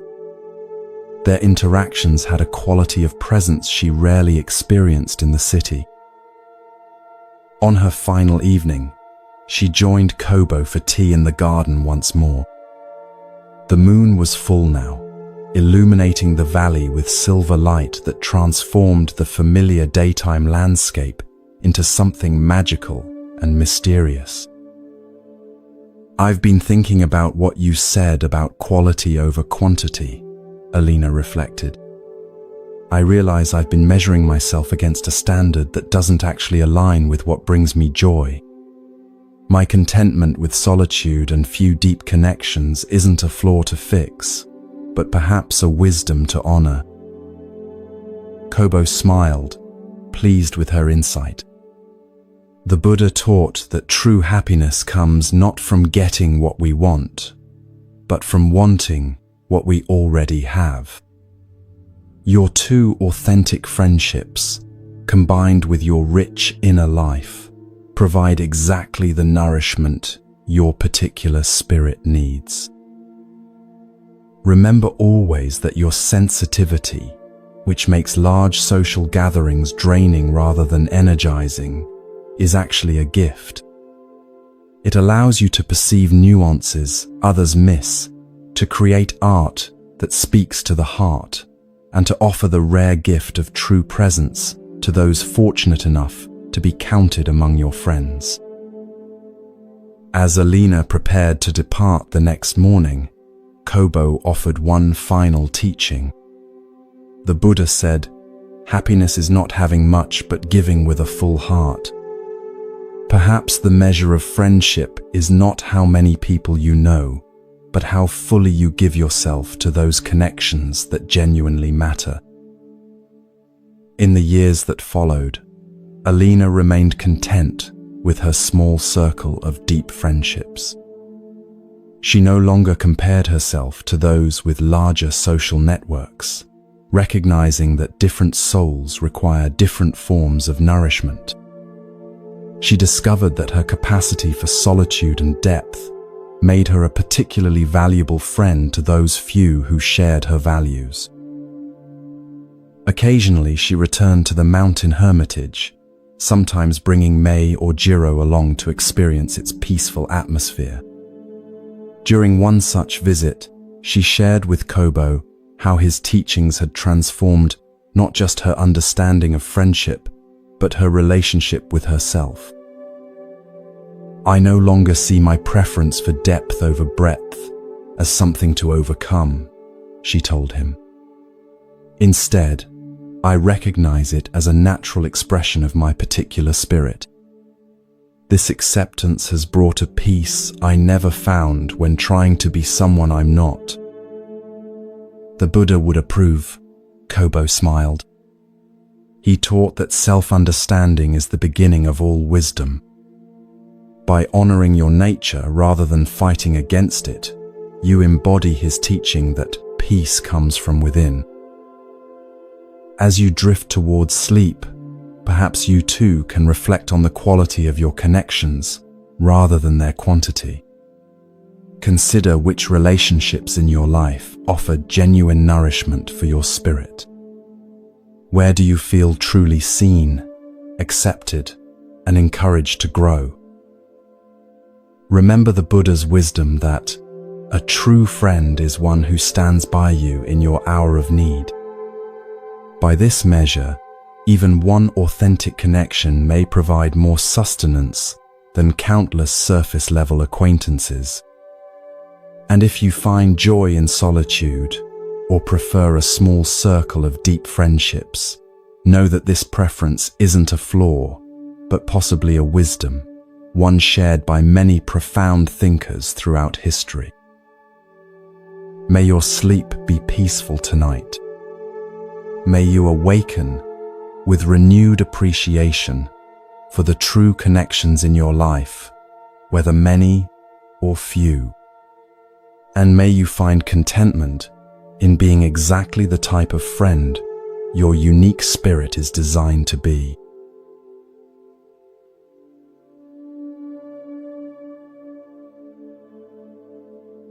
The power of forgiveness, healing through letting go. Tonight, as the world grows quieter around us, we journey to a marketplace in ancient India where a powerful lesson in forgiveness awaits. Allow your body to become even heavier, your breath deeper and more rhythmic. As we explore the transformative power of letting go, feel yourself releasing any tension you've been carrying.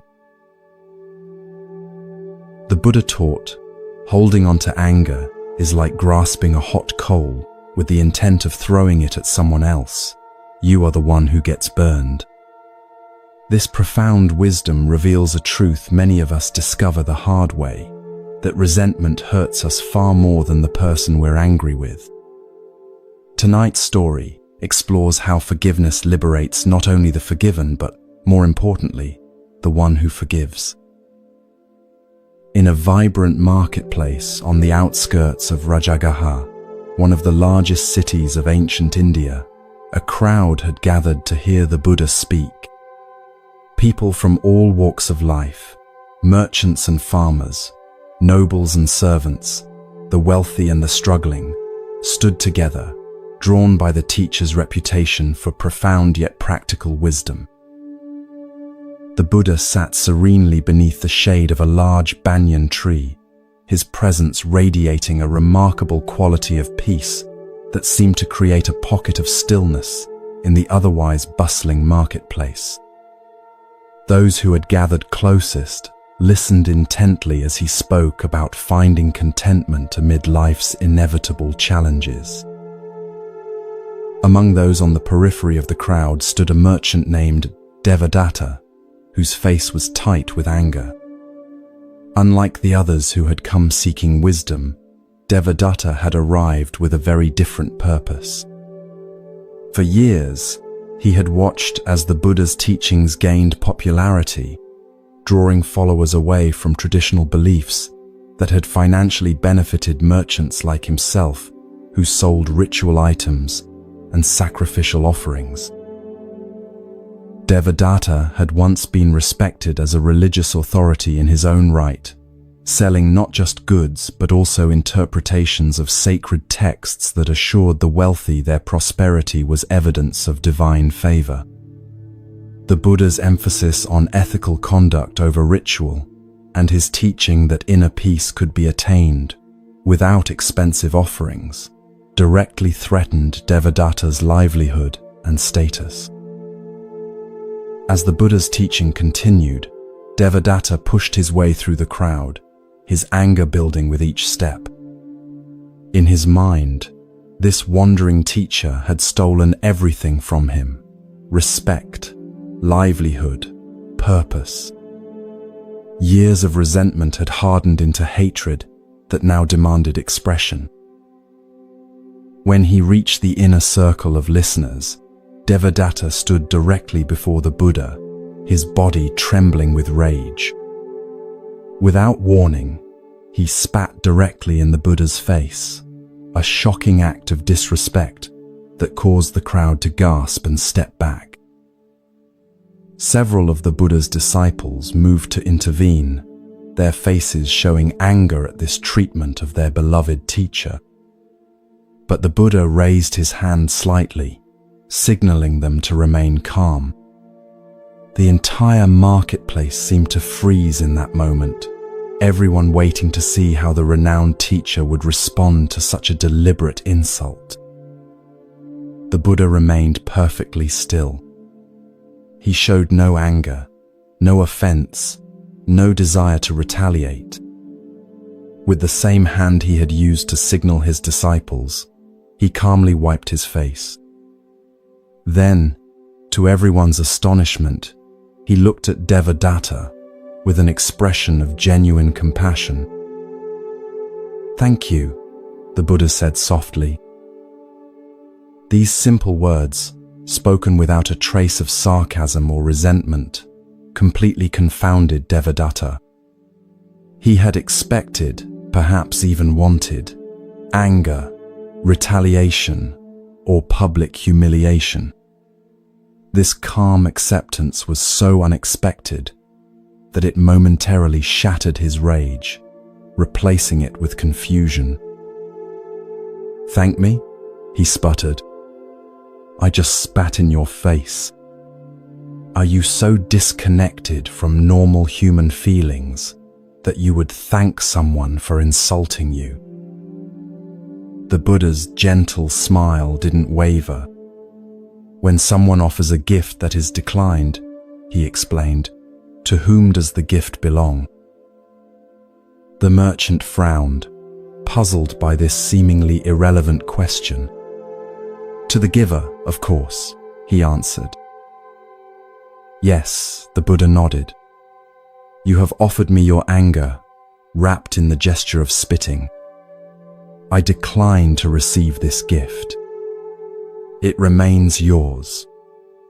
But I thank you for the opportunity to practice patience and compassion, which are gifts I gladly accept." Devadatta stood speechless, his carefully constructed narrative of victimhood suddenly without foundation. He had expected the satisfying fuel of a reciprocal anger to feed his righteous indignation. Instead, he found himself holding his own undiminished rage, made more uncomfortable by the contrast with the Buddha's evident peace. The crowd remained silent, witnessing this unexpected exchange. Many had experienced Devadatta's sharp business practices or dismissive attitude toward those he considered beneath him. Some felt a quiet satisfaction, seeing him confronted not with matching anger, but with its opposite, a compassion that revealed the smallness of his attack. "You speak in riddles to appear wise," Devadatta finally managed, trying to recover his position. "Your teachings have taken food from my children's mouths. You deserve my contempt." The Buddha considered these words thoughtfully. "I understand your pain," he said. "When ways of living that have supported us for years are threatened, fear naturally arises. But consider this: if your livelihood depends on others remaining in ignorance or fear, perhaps it is time to discover a new path that benefits both yourself and others. There are many ways to earn a living that create value rather than exploit need. Your intelligence and knowledge of sacred texts could be directed toward teaching ethics and wisdom rather than selling false promises. This market needs honest merchants of practical goods as much as it needs teachers of truth." Something in the Buddha's words, perhaps their lack of condemnation combined with their honest assessment, penetrated Devadatta's armor of anger. For the first time, he faced the possibility that his rage might be misdirected, covering a deeper fear about his own choices. Without another word, Devadatta turned and pushed his way back through the crowd, which parted silently to let him pass.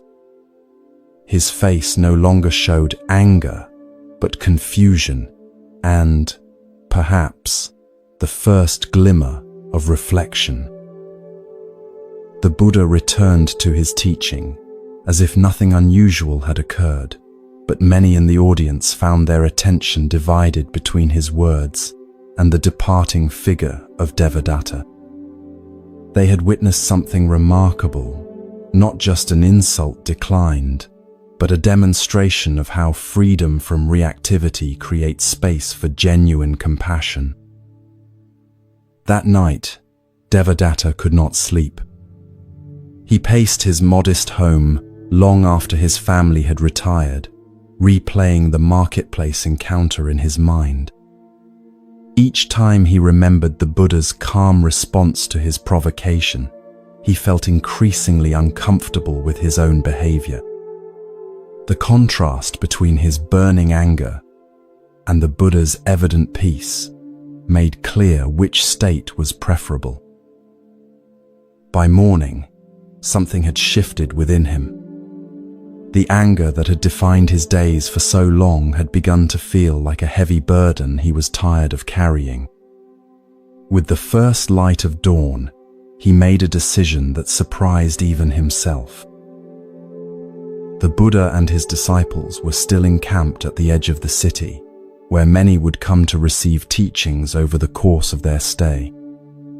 When Devadatta arrived, he found the Buddha sitting beneath the same banyan tree, though the crowd today was smaller, mostly serious students, rather than curious onlookers. Approaching with none of the previous day's aggression, Devadatta stopped at a respectful distance and bowed deeply. The Buddha looked up, recognition in his eyes but no trace of yesterday's confrontation in his manner. He gestured for Devadatta to come closer. "I could not sleep," Devadatta began, his voice stripped of its earlier hostility. "Your response to my disrespect has shown me the ugliness of my own anger. I am ashamed of my behavior and ask your forgiveness." The Buddha regarded him thoughtfully. "There is nothing to forgive," he said gently. "The man who stood before me yesterday, burning with rage, is not the same man who stands before me now, seeking understanding. That man exists only in memory. Yesterday's actions arose from yesterday's understanding," the Buddha continued. "Today you have new understanding, and so new actions become possible. This is the nature of impermanence. Nothing remains fixed, including who we are and what we are capable of." Devadatta had prepared himself for a difficult conversation, perhaps involving penance or reparations. This immediate acceptance, this suggestion that forgiveness wasn't even necessary because the offense belonged to a self that no longer existed, was both confusing and liberating. "But I remember what I did," Devadatta said, "even if you choose not to hold it against me." "Yes," the Buddha acknowledged. "Memory remains, and with it, the opportunity to learn. But memory need not become a chain binding us to past identities.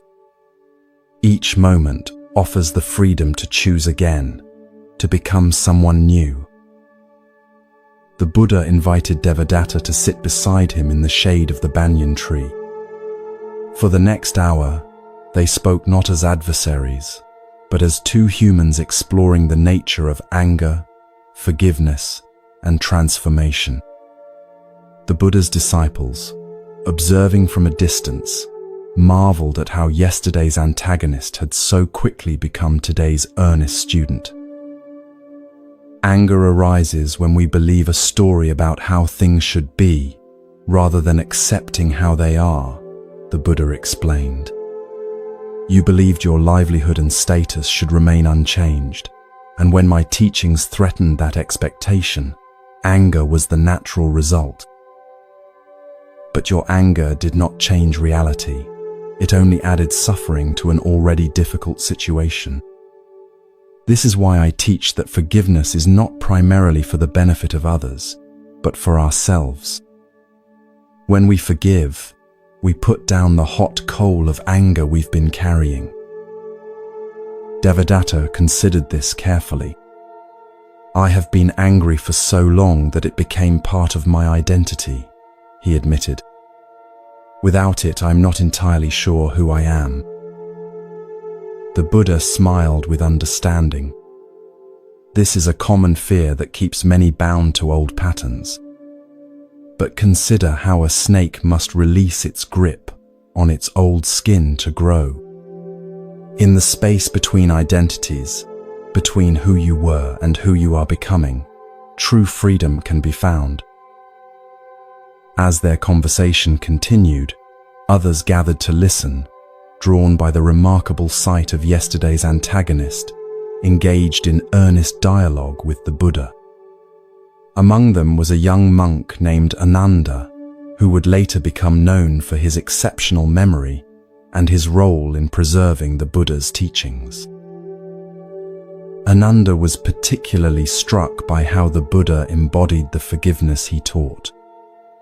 There was no performance of magnanimity, no subtle reminders of Devadatta's transgression, just a genuine presence with the person before him as they were in this moment, not as they had been in the past.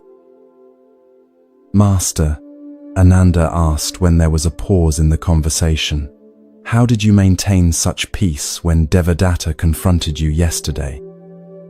Were you not angry at all? The Buddha considered the question thoughtfully. Anger arose as a possibility, he acknowledged, as it does for anyone when faced with hostility. But between the arising of anger and acting upon it, there is a space. In that space lies our freedom to choose a different response. Through practice, I have learned to rest in that space, rather than being carried away by the initial reaction. From that space, I could see not just Devadatta's anger, but the suffering beneath it. Seeing suffering naturally evokes compassion rather than retaliation. Devadatta listened intently to this explanation. The idea that there could be space between feeling anger and acting upon it was revolutionary to him. His entire life, he had assumed that anger demanded expression, that restraining it would only cause it to intensify. How does one create this space? He asked. My anger has always felt immediate and overwhelming, leaving no room for choice. It begins with awareness, the Buddha explained. When anger arises, simply noting anger is present creates a small separation between yourself and the emotion. You are not your anger. You are the awareness that notices anger. From this awareness, new possibilities emerge. The breath can be a helpful anchor, he continued. When you feel anger arising, bringing attention to your breathing slows the mind enough to create space for wisdom. In that space, you might ask, will expressing this anger lead to harm or healing?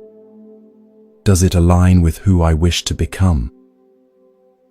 As the day progressed, more people gathered to listen to this unexpected teaching on forgiveness. Many had their own experiences of holding on to resentments that had hardened into bitterness over time. The sight of Devadatta's transformation from hostile opponent to engaged listener in the span of a day offered hope that such burdens could indeed be put down. Toward evening, as the gathering prepared to disperse, Devadatta addressed the Buddha one more time. I came seeking forgiveness, he said, but I'm leaving with something far more valuable, the understanding that I must forgive myself as well. My anger toward you was really anger at my own choices, projected outward. The Buddha nodded, pleased with this insight. Forgiveness is often the most difficult kind, yet without it, our forgiveness of others remains incomplete. When we truly forgive ourselves, we create space for genuine transformation. Remember, he added, forgiveness is not a single act, but a practice, something we cultivate day by day, moment by moment. There will be times when old patterns of anger arise again. When this happens, greet them with the same compassion you would offer a friend who has lost their way, and gently redirect your mind toward peace. In the months and years that followed this encounter, Devadatta underwent a profound transformation. He did not abandon his merchant business entirely, but redirected it toward goods that genuinely benefited others. He became known for fair prices and honest representations of his wares. More surprisingly to those who had known him before, he began to teach what he was learning about managing anger and practicing forgiveness. The story of his confrontation with the Buddha and the unexpected response that catalyzed his change spread throughout the region. Many who heard it found the courage to examine their own resentments and consider the possibility of letting them go, not for the benefit of those who had harmed them, but for their own liberation from suffering.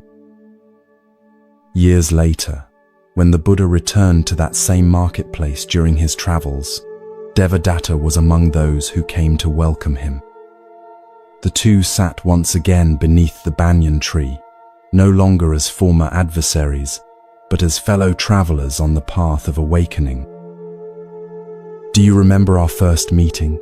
Devadatta asked with a smile that acknowledged how far he had come from that angry day. "I remember a man in pain," the Buddha replied simply, "and I see before me now a man at peace. Both are temporary conditions. The freedom lies in knowing that neither defines who you truly are."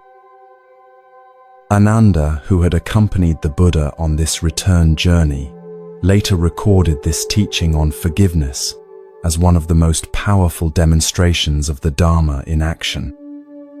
The transformation of Devadatta became a frequently cited example of how responding to hatred with compassion could create space for genuine change. As the Buddha continued his teaching that day, he offered what would become one of his most quoted insights on forgiveness. Holding on to anger is like grasping a hot coal with the intent of throwing it at someone else. You are the one who gets burned. This vivid image helped many understand that forgiveness is not a gift we give others, but a liberation we offer ourselves. He also taught that, in this world, hatred has never dispelled hatred. Only love dispels hatred. This principle, responding to negativity with its opposite, rather than with more of the same, became a cornerstone of Buddhist practice and a guidepost for those seeking to break cycles of resentment and retaliation in their own lives. As you drift towards sleep, perhaps you too can reflect on the liberating power of forgiveness. Is there someone in your life, perhaps even yourself, who might benefit from the release of a grudge long carried? What burden of resentment might you put down, not for the benefit of the person who harmed you, but for your own peace? Remember the Buddha's wisdom that forgiveness is not about condoning harmful actions or forgetting important lessons. Rather, it's about freeing yourself from the ongoing pain of carrying yesterday's injuries into today's experience. It's about creating space between what happened and who you are now becoming. The Buddha taught, you yourself, as much as anybody in the entire universe, deserve your love and affection. This includes the gift of forgiveness, the setting down of burdens too heavy to carry into the future you wish to create.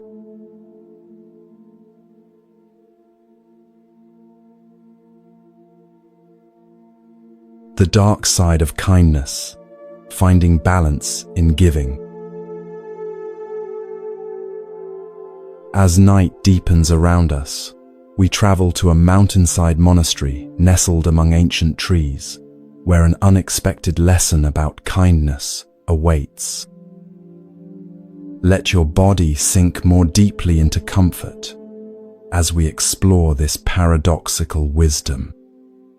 With each breath, feel yourself growing heavier, your mind growing quieter. We often hear that kindness is always good, that we should give endlessly of ourselves to others.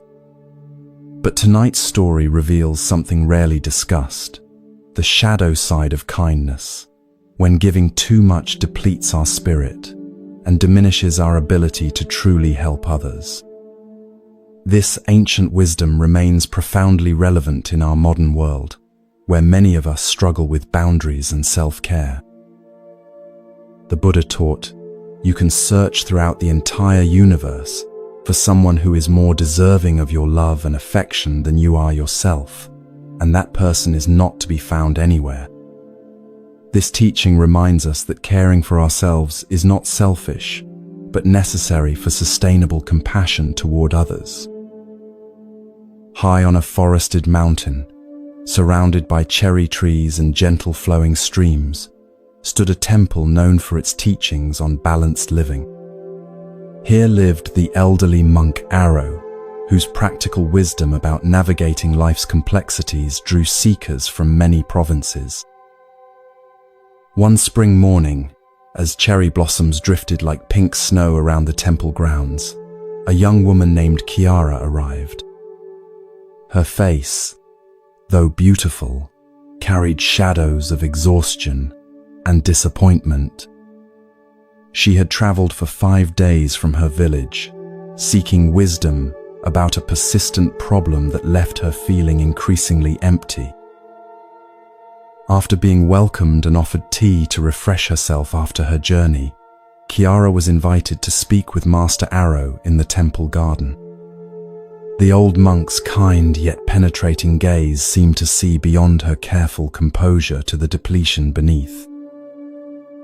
Master Arrow, Kiara began, her voice soft yet determined. I've come because something in my life feels deeply wrong, though I can't understand what it is. I've always been kind and generous, the person everyone in my village comes to for help, for listening, for support. I give everything I can to others, yet I feel increasingly hollow, as if something essential is being drained from me.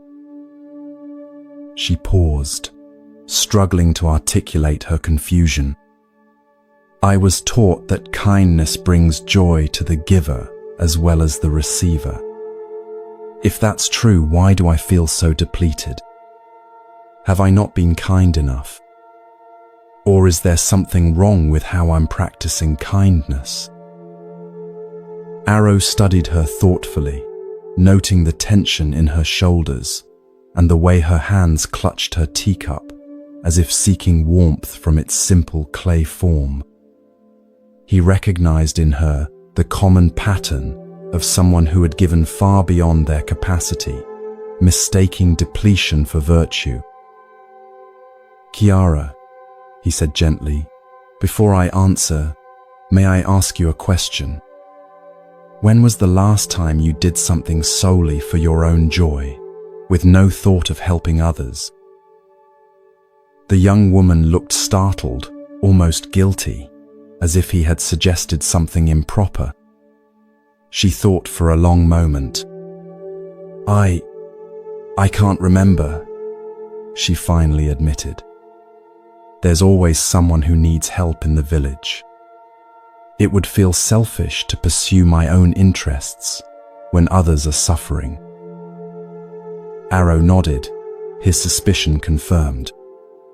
Let me share a story that has been passed down through generations, he said, gesturing for her to follow him deeper into the garden. They walked together along a stone path that wound between flowering cherry trees and carefully tended vegetable plots. Imagine a village surrounded by a lush forest, Arrow began. At the center of this village stood a magnificent cherry tree, more ancient and glorious than any other. Its roots reached deep into the earth, and its branches extended shelter and beauty to all who gathered beneath them. This tree was considered sacred by the villagers. Not only did it provide beauty and shade, but its fruits were exceptionally sweet and nourishing. The villagers believed that the prosperity of their community was directly connected to the health of this great tree. They stopped beside a stone bench, overlooking a small pond where koi fish swam in lazy circles, their orange and white forms creating living patterns in the clear water. Arrow invited Kiara to sit, then continued his story. For generations, the village operated by a principle of balance. They took only what they needed from the tree and the surrounding forest, always giving back through care and cultivation. Each family was responsible for tending the tree for 1 month of the year, ensuring it received proper water, clearing away pests, and treating any signs of disease. This system worked beautifully for many years. The tree flourished, and so did the village. But gradually, things began to change. As the village prospered, some families became more concerned with accumulating wealth than maintaining balance. They took more than their share of fruits, without contributing equally to the tree's care. Other families, seeing this imbalance, tried to compensate by giving even more of their time and energy to the tree's care. Someone must maintain the balance, they reasoned. If others will not do their part, we must do more. At first, this seemed admirable.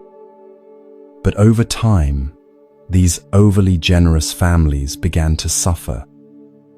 Their own gardens were neglected as they spent all their energy on the communal tree. Their children received less attention. Their homes fell into disrepair. In trying to maintain the balance for the entire village, they created a profound imbalance in their own lives. Kiara nodded slowly, a flicker of recognition in her eyes. The parallels to her own situation were becoming clear. Meanwhile, Arrow continued, something unexpected was happening to the tree itself. Despite receiving care from the overly generous families, it began to weaken. Its fruits became less sweet, its leaves less vibrant. The village elders couldn't understand what was happening until a wise woman who lived at the forest's edge offered an insight. The tree is suffering, she explained, because the care it receives is out of balance. Some give nothing, creating emptiness. Others give too much, creating dependency. The tree needs balanced, sustainable care from all who benefit from its gifts, not excessive sacrifice from a few. Arrow paused, allowing Kiara time to absorb the metaphor. A gentle breeze stirred the cherry blossoms around them, a few petals landing on the surface of the pond, where they floated like tiny boats among the fish. The moral of this story, Arrow said softly, is that generosity must be balanced to be truly beneficial, both for the receiver and the giver. When we give without discernment or boundaries, we not only deplete ourselves, but often create unhealthy dynamics with those around us. You might think that kindness is always good since it helps maintain well-being, he continued.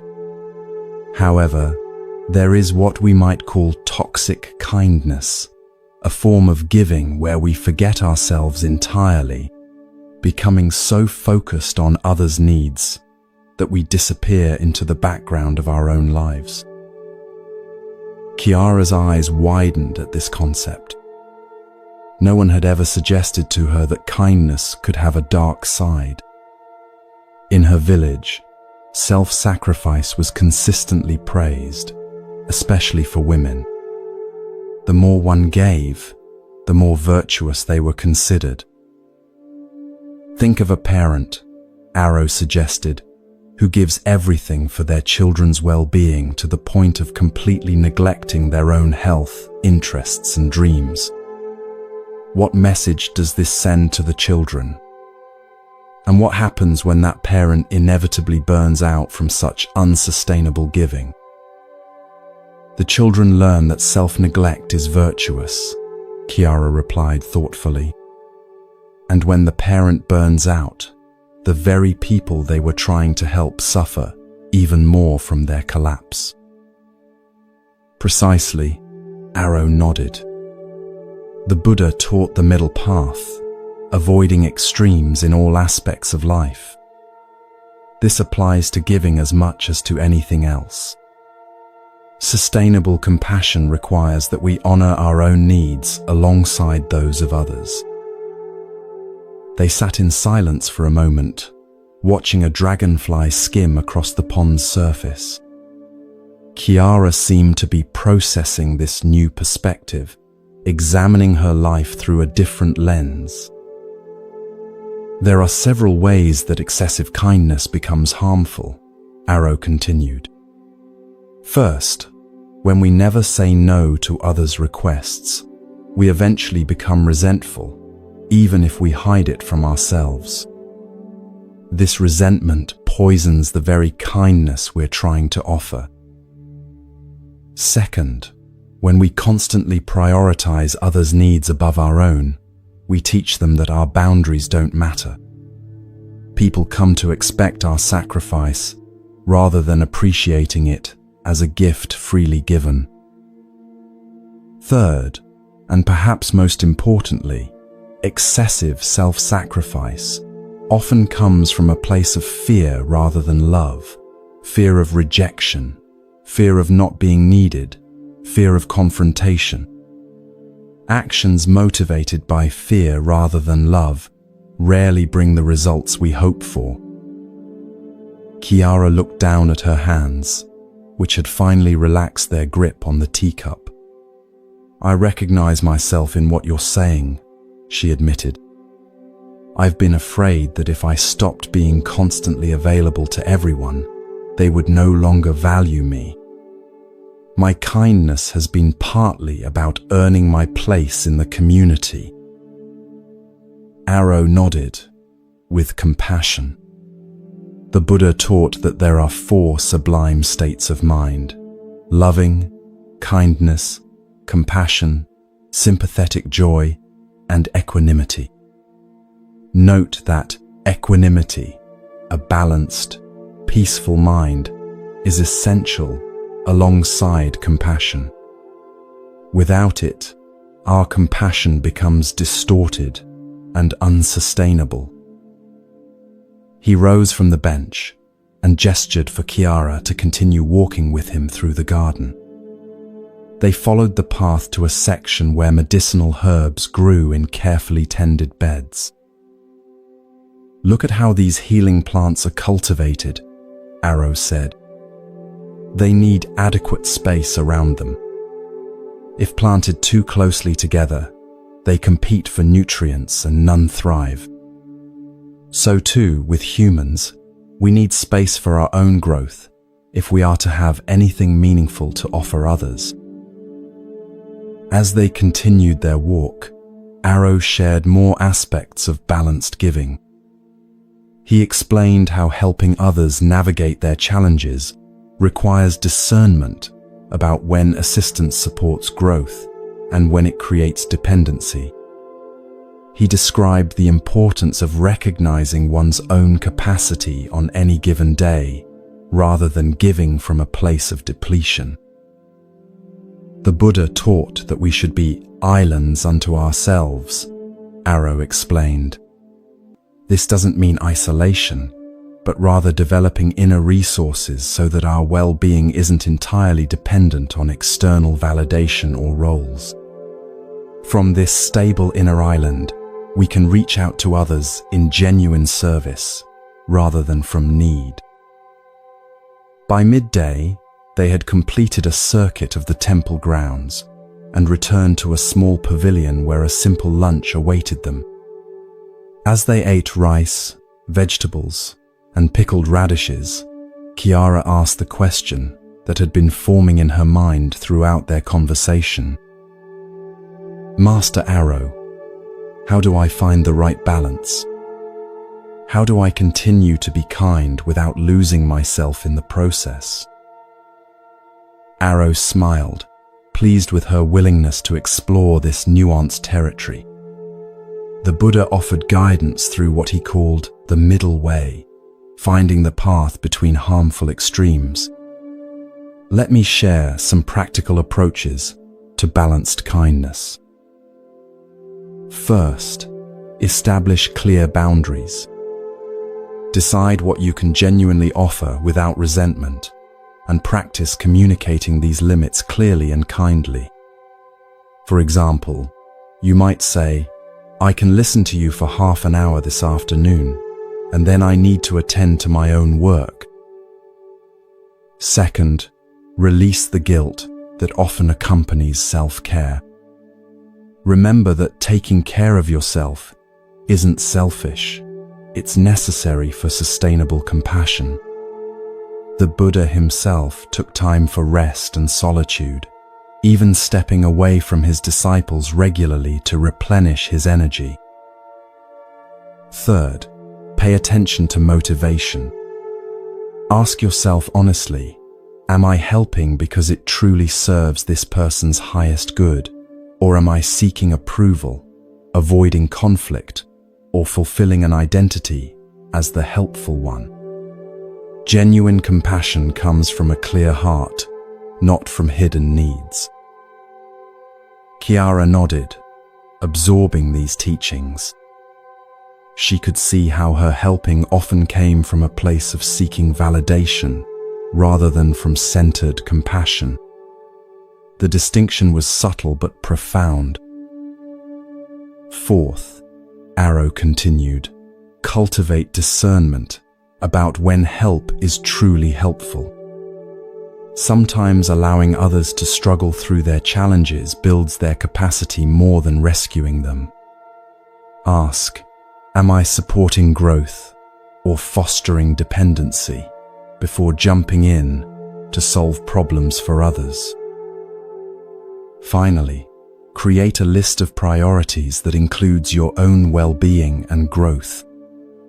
The Buddha taught that we have duties to ourselves as well as to others. These include developing wisdom, ethical conduct, and inner peace, none of which can be achieved if we're constantly depleted from excessive giving. After lunch, they moved to a quiet meditation hall where afternoon sunlight filtered through paper windows, creating a golden atmosphere conducive to reflection. Here, Arrow guided Kiara through a meditation practice specifically designed to cultivate balanced compassion. Begin by extending kindness to yourself, he instructed. Imagine filling your own cup first, until it naturally overflows to others. This isn't selfish, it's the only sustainable approach to genuine compassion.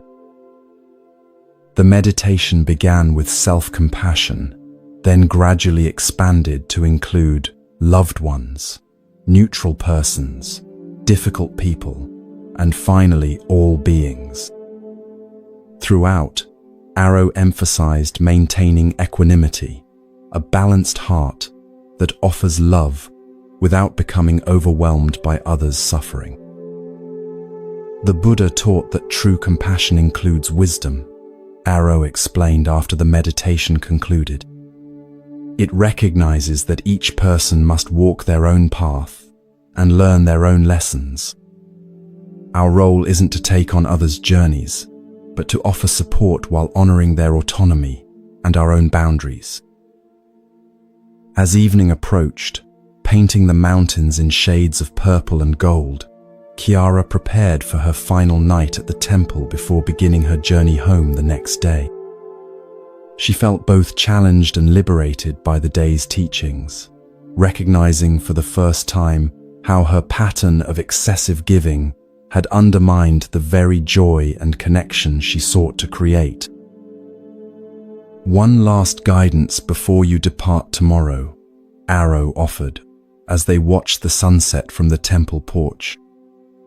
"Remember that changing patterns of excessive giving often meets resistance from those who have come to expect your sacrifice. Some may try to make you feel selfish for establishing healthy boundaries. When this happens," he continued, "recall the tree in our story.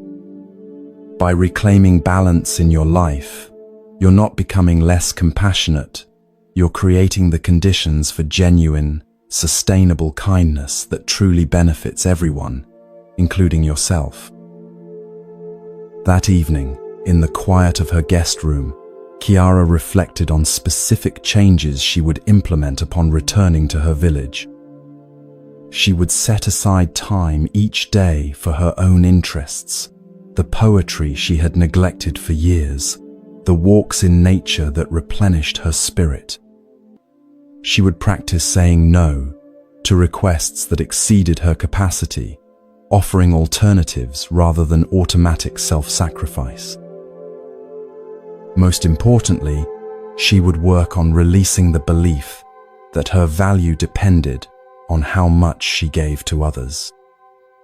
The Buddha's teaching that each being has inherent worth, not earned through service but intrinsic to existence itself, offered a profound alternative to her lifelong pattern of seeking validation through endless giving. In the months and years that followed her visit to the temple, Kiara gradually transformed her relationship with kindness.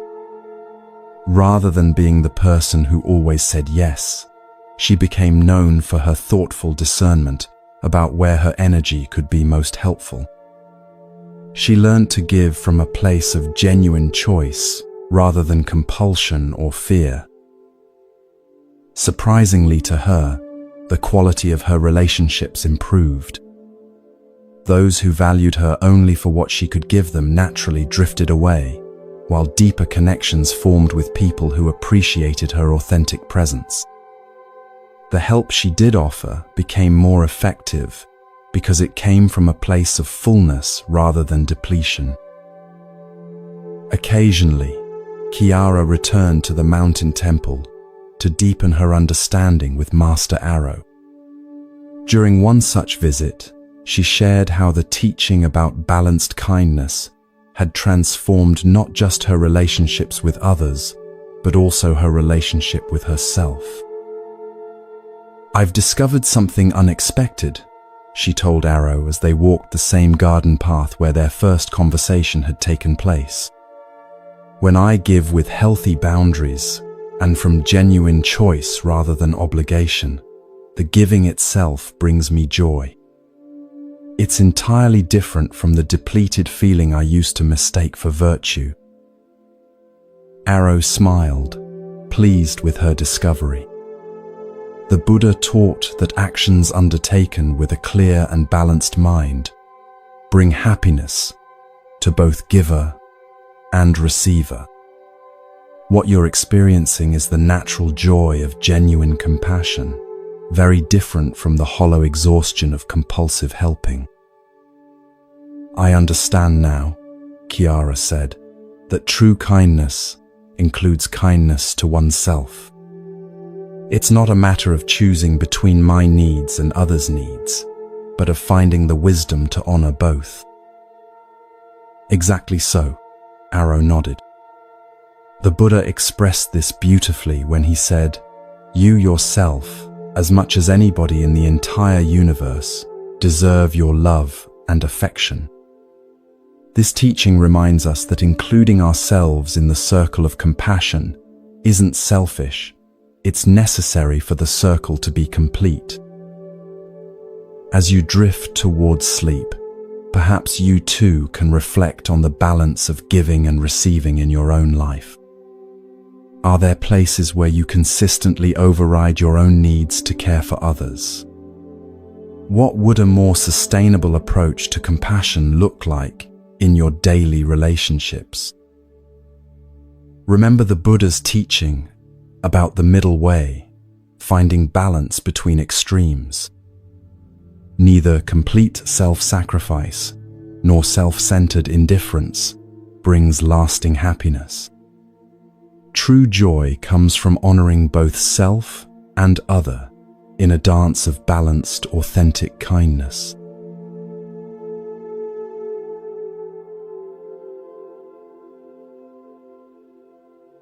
The art of forgiveness, finding freedom through letting go. As our journey through ancient wisdom nears its completion, we arrive at a small temple nestled beside a mountain lake, where fireflies dance over still waters, and the air carries the scent of pine and distant rain. Allow yourself to settle even more deeply into comfort as we explore our final teaching. With each breath, feel your body becoming heavier, your mind growing more peaceful. Tonight's story explores one of the most challenging yet liberating practices in Buddhist tradition: forgiveness. Not the kind of forgiveness that excuses harmful actions or pretends wounds don't exist, but a deeper forgiveness that frees us from the prison of resentment and allows healing to begin. The Buddha taught, holding on to anger is like grasping a hot coal with the intent of throwing it at someone else. You are the one who gets burned. This profound insight reveals that forgiveness is not primarily a gift we offer others, but a liberation we grant ourselves. In a tranquil valley where mist gathered each morning among ancient cedars, there stood a modest temple known for its teachings on inner peace and reconciliation. Here lived the respected master Kumin, whose gentle approach to life's deepest wounds drew people from many provinces, each carrying burdens of hurt that had hardened into resentment over time. On a summer evening when the air was sweet with the scent of night-blooming jasmine, a middle-aged man named Takeo arrived at the temple gate. Unlike many who came with clear questions or specific problems, Takeo's face revealed only a general weariness, the kind that comes not from physical exertion but from carrying invisible weights for many years. After being welcomed and offered a simple meal, Takeo sat with Master Kumin in the temple's meditation garden, where the sound of a small waterfall created a soothing backdrop for conversation. Fireflies had begun to appear as dusk deepened, their gentle lights blinking like stars come down to earth. "What brings you to our temple?" Kumin asked, his voice matching the gentleness of their surroundings. Takeo sighed, struggling to articulate what had compelled his journey. "I'm not entirely sure," he admitted. "I've achieved success in my work as a merchant. My children are grown and doing well. I have no specific complaint I can name, yet I feel burdened, as if I'm carrying a weight that keeps me from experiencing the joy my life should hold." Kumin nodded, recognizing in Takeo's words a common condition, one he had seen in many who came to the temple. "Often, the heaviest burdens we carry are invisible," he said. "Tell me, are there people in your life you've been unable to forgive?"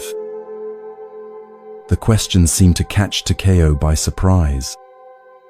He had expected inquiries about his spiritual practices, or perhaps suggestions for meditation techniques. This direct reference to forgiveness touched something deep, a tender spot he usually avoided. "There are some," he acknowledged after a pause, his voice growing quieter. "My former business partner who cheated me 20 years ago. A childhood friend who betrayed a confidence and turned others against me. My father, who was often harsh and never gave the approval I sought. He stopped, seeming surprised by how readily these old wounds had surfaced. And yourself? Kumin asked gently. Have you forgiven yourself for your own mistakes and limitations? Takeo looked startled, as if this possibility had never occurred to him. I'm not sure, he stammered. I've always believed in holding myself to high standards. Kumin smiled with compassion. Perhaps tonight I could share a story about forgiveness, one that has helped many understand its deeper nature. Would that be welcome? Takeo nodded, settling more comfortably on his cushion as night deepened around them. The temple attendants lit paper lanterns along the garden paths, creating pools of warm light in the gathering darkness. This story, Kumin began, has been passed down through generations of Buddhist teachers. It concerns an encounter between the Buddha and a man whose heart was consumed by bitterness. Many centuries ago, in the time when the Buddha walked the dusty roads of northern India, his reputation for wisdom and compassion had spread throughout the region. People from all walks of life, from kings to beggars, sought his guidance on matters both practical and profound. One day, as the Buddha sat teaching beneath a banyan tree in a busy marketplace, a merchant approached with anger evident in every line of his body. This man had heard the Buddha's teachings about forgiveness and compassion and found them not just disagreeable but personally offensive. You see, the merchant had been deeply wronged earlier in his life. His business partner had stolen from him, taking not just material wealth, but also damaging his reputation with false accusations. The injustice had festered in his heart for decades, becoming the center around which his identity had formed. The very idea that he should forgive this wrong seemed to invalidate his suffering and excuse the harm done to him. With each step toward the Buddha, his anger grew, fueled by years of rehearsing his grievances and imagining revenge he had never been able to enact. Takeo shifted uncomfortably on his cushion, perhaps recognizing something of himself in this description.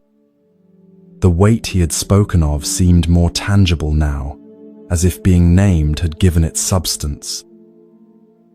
The merchant stood before the Buddha, Kumin continued, and without preamble, spat directly in his face, an act of profound disrespect intended to provoke a reaction that would reveal the teacher's serene composure as merely a performance. The crowd gasped, many moving to intervene. But the Buddha remained perfectly still, his expression unchanged except for a slight softening around his eyes, as he regarded the merchant with what could only be described as compassion. With the same hand that had moments before been gesturing to illustrate a teaching point, he calmly wiped his face. Then, to everyone's astonishment, he looked at the merchant and said simply, "Thank you." The merchant was confounded. "Thank you," he sputtered. "I just spat in your face. Are you mad?" The Buddha's reply came with the same tranquility that had characterized his response to the insult. "You have given me the opportunity to practice patience," he said, "and you have revealed something important." "What could I possibly have revealed except my contempt for you?" the merchant demanded. "You have revealed the prison you live in," the Buddha said gently.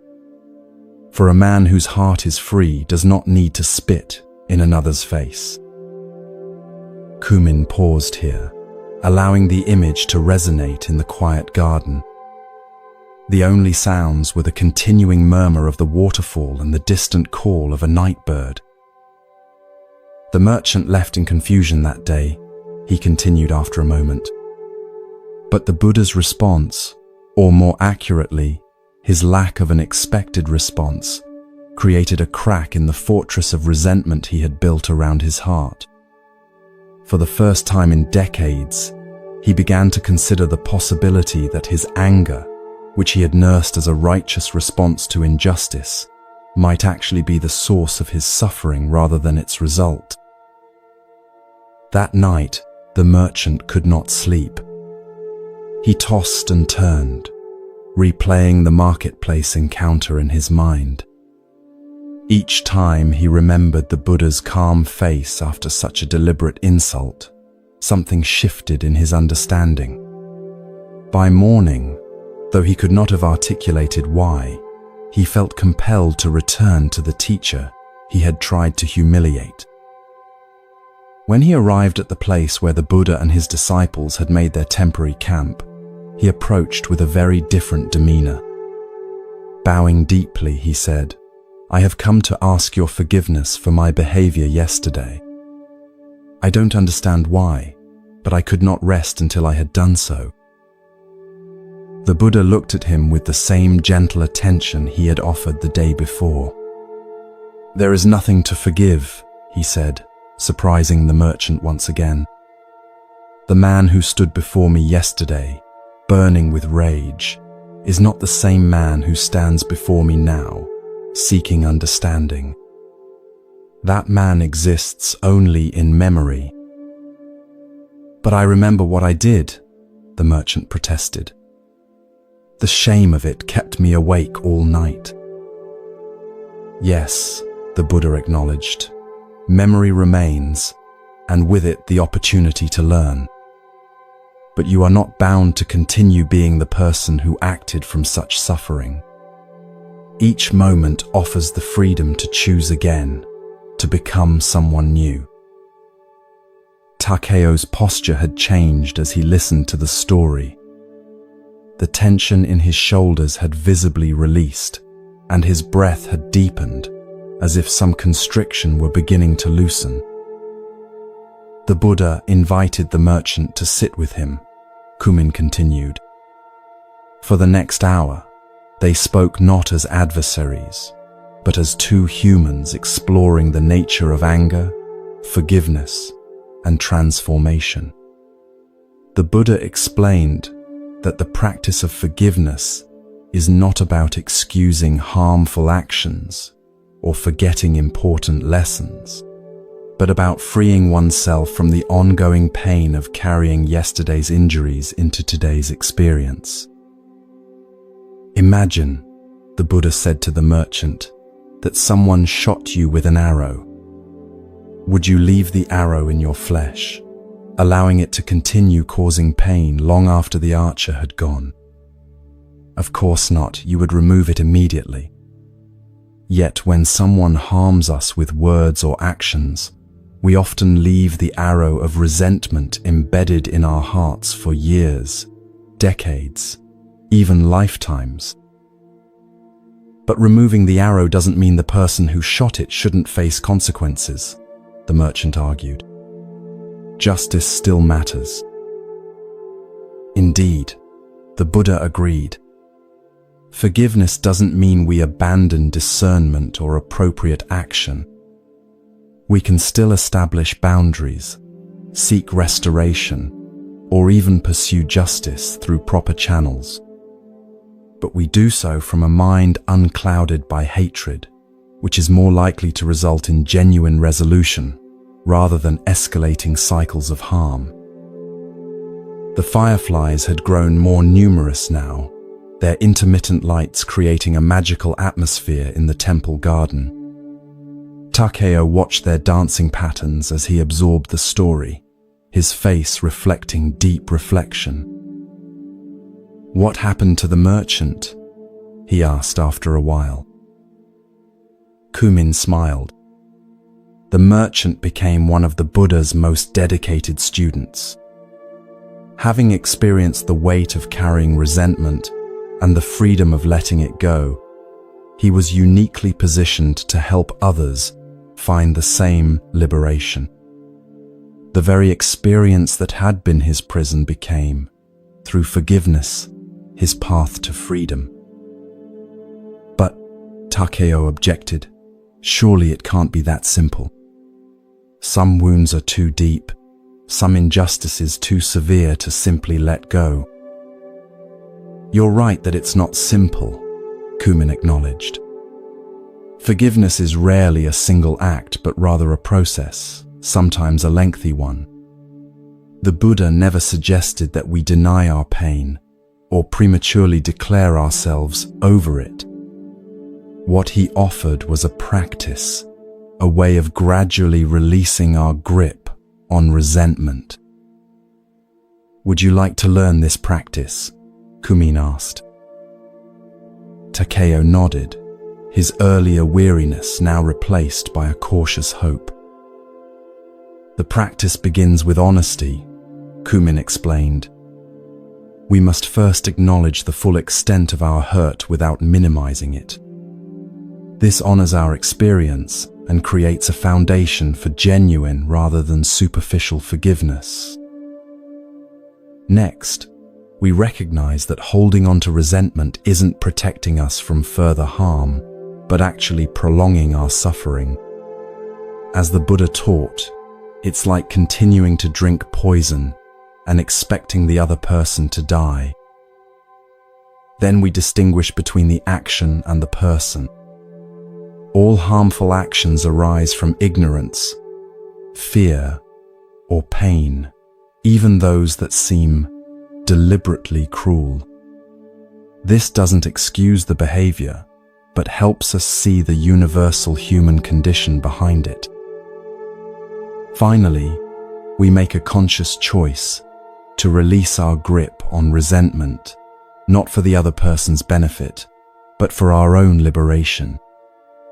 We might use a visualization of setting down a heavy burden or opening our clenched fist to let something go. Takeo considered these steps thoughtfully. What about forgiving oneself? He asked. You mentioned that earlier, and I realize I may be harsher with my own failings than with others. Self-forgiveness follows the same principles but often proves the most challenging practice, Kumin replied. We must extend to ourselves the same compassion we would offer a dear friend who had made a mistake. The Buddha taught that all beings deserve compassion, and that includes the person in the mirror. As the night deepened around them, Kumin guided Takeo through a forgiveness meditation, first focusing on someone who had caused minor harm, then gradually working toward more significant wounds, including those he had inflicted on himself. The practice didn't aim for immediate transformation, but planted seeds that would continue to grow long after Takeo returned home. Remember, Kumin advised as they concluded their evening together, forgiveness doesn't happen all at once. It's more like watching a tightly closed flower gradually open its petals to the sun. Each small release creates space for more opening, until eventually what seemed impossible becomes your natural way of being. Takeo spent 3 days at the temple, learning more about the practice of forgiveness and beginning to apply it to the specific relationships that had been sources of his invisible burden. On his final evening, he joined Kumin for tea in the same garden where they had first spoken. I feel lighter, Takeo observed, somewhat surprised by his own experience. Not completely unburdened, these patterns of resentment have deep roots, but I can sense the possibility of freedom in a way I couldn't before. That glimpse of possibility is the beginning of transformation, Kumin affirmed. The Buddha said, if it were not possible to cultivate the good, I would not tell you to do so. This applies to forgiveness as well. If liberation from resentment were not possible, the Buddha would not have taught it as a central practice. What happens when we've done this work of forgiveness, but the other person doesn't acknowledge the harm they caused? Takeo asked. My former business partner, for instance, has never admitted his dishonesty. That's an important question. Kumin nodded. Reconciliation, the restoration of relationship, requires both parties to participate. Forgiveness, however, is something you can practice regardless of the other person's awareness or response. It's primarily about your liberation, not their absolution. The Buddha distinguished between forgiveness and foolishness. Forgiving someone doesn't mean trusting them again if they've shown themselves to be untrustworthy. It doesn't mean resuming a relationship that was harmful. It simply means releasing the burning coal of resentment so your own hand can heal.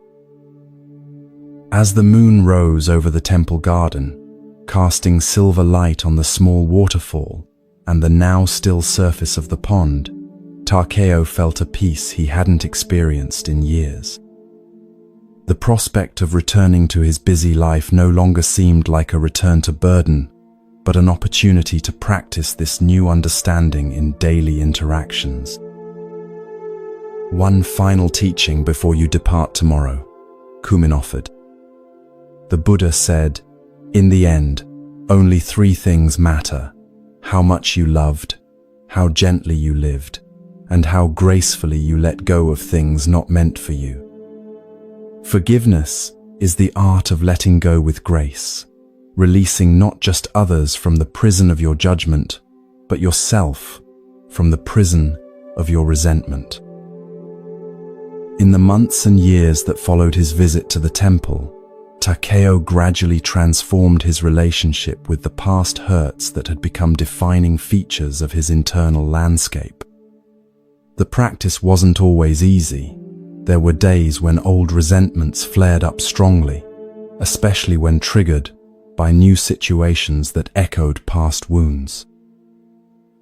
But each time this happened, he would return to the practice Kumin had taught him, acknowledging the pain honestly, recognizing that holding onto it only prolonged his suffering, seeing the universal human condition behind harmful actions, and consciously choosing release rather than retention. With each repetition, the process became more natural, requiring less deliberate effort. Most surprisingly to Takeo, the practice of forgiveness began to change not just his relationship with the past, but his experience of the present.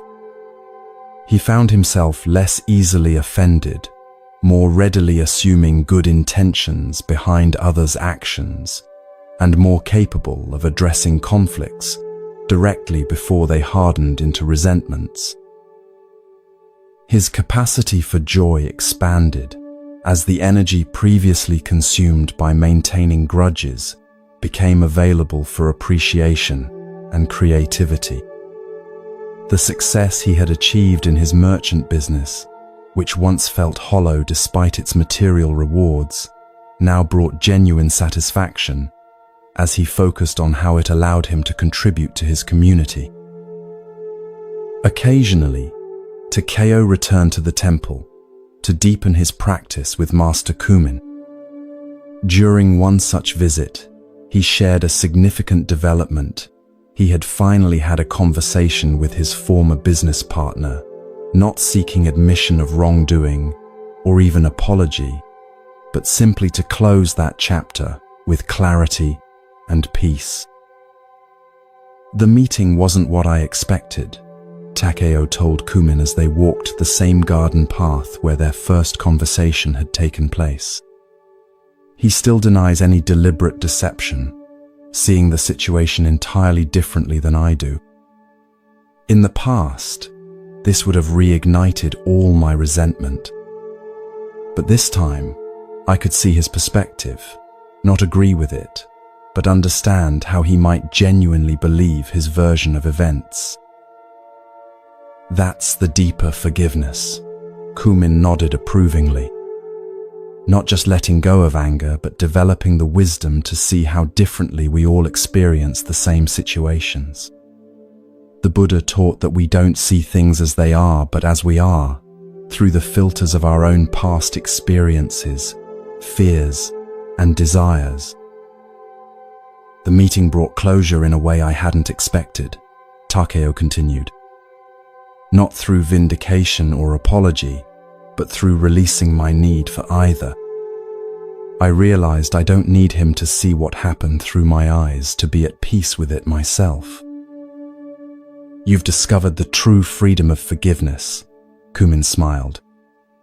As the Buddha taught, hatred never ceases by hatred, but by love alone is healed. This love isn't sentimental or naive. It's the profound recognition of our shared humanity, with all its blindnesses and capabilities for both harm and healing. As you drift towards sleep, perhaps you too can reflect on the liberating power of forgiveness. Are there resentments you've been carrying, perhaps for so long they've become part of your identity?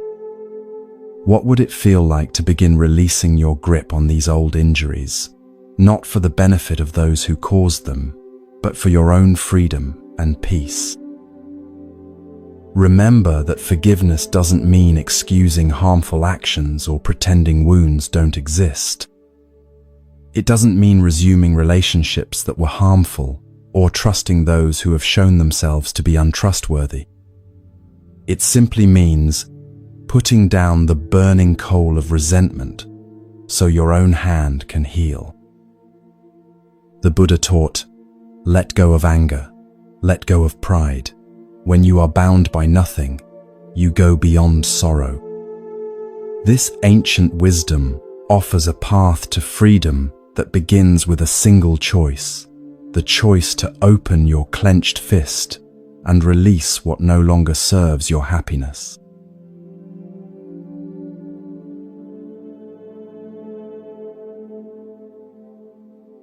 As our journey through these ancient teachings comes to a close, let the wisdom of these Zen stories settle gently into your mind. Like seeds planted in fertile soil, they will continue to grow even as you sleep. We've explored how people enter our lives with purpose, not by chance, each connection offering unique lessons for our growth. We've discovered the wisdom of non-interference, learning when helping others might actually hinder their important life lessons. We've gained insight into recognizing those who may harm us, while maintaining compassion rather than judgment. We found peace in having fewer, deeper connections rather than many shallow ones. We've learned that true kindness includes kindness to ourselves, maintaining balance in how we give. And finally, we've embraced the liberating power of forgiveness, releasing resentments that no longer serve us. The Buddha taught that peace comes from within, do not seek it without. Tonight, as you drift into sleep, allow these timeless teachings to create that peace within you. Trust that the connections in your life, whether they bring joy or challenge, are not random, but meaningful threads in the beautiful tapestry of your journey. May your sleep be peaceful and deep. May the wisdom of these stories continue to unfold in your dreams. And may you awaken renewed, a little lighter, a little wiser, ready to see with fresh eyes the sacred purpose behind each encounter in your life.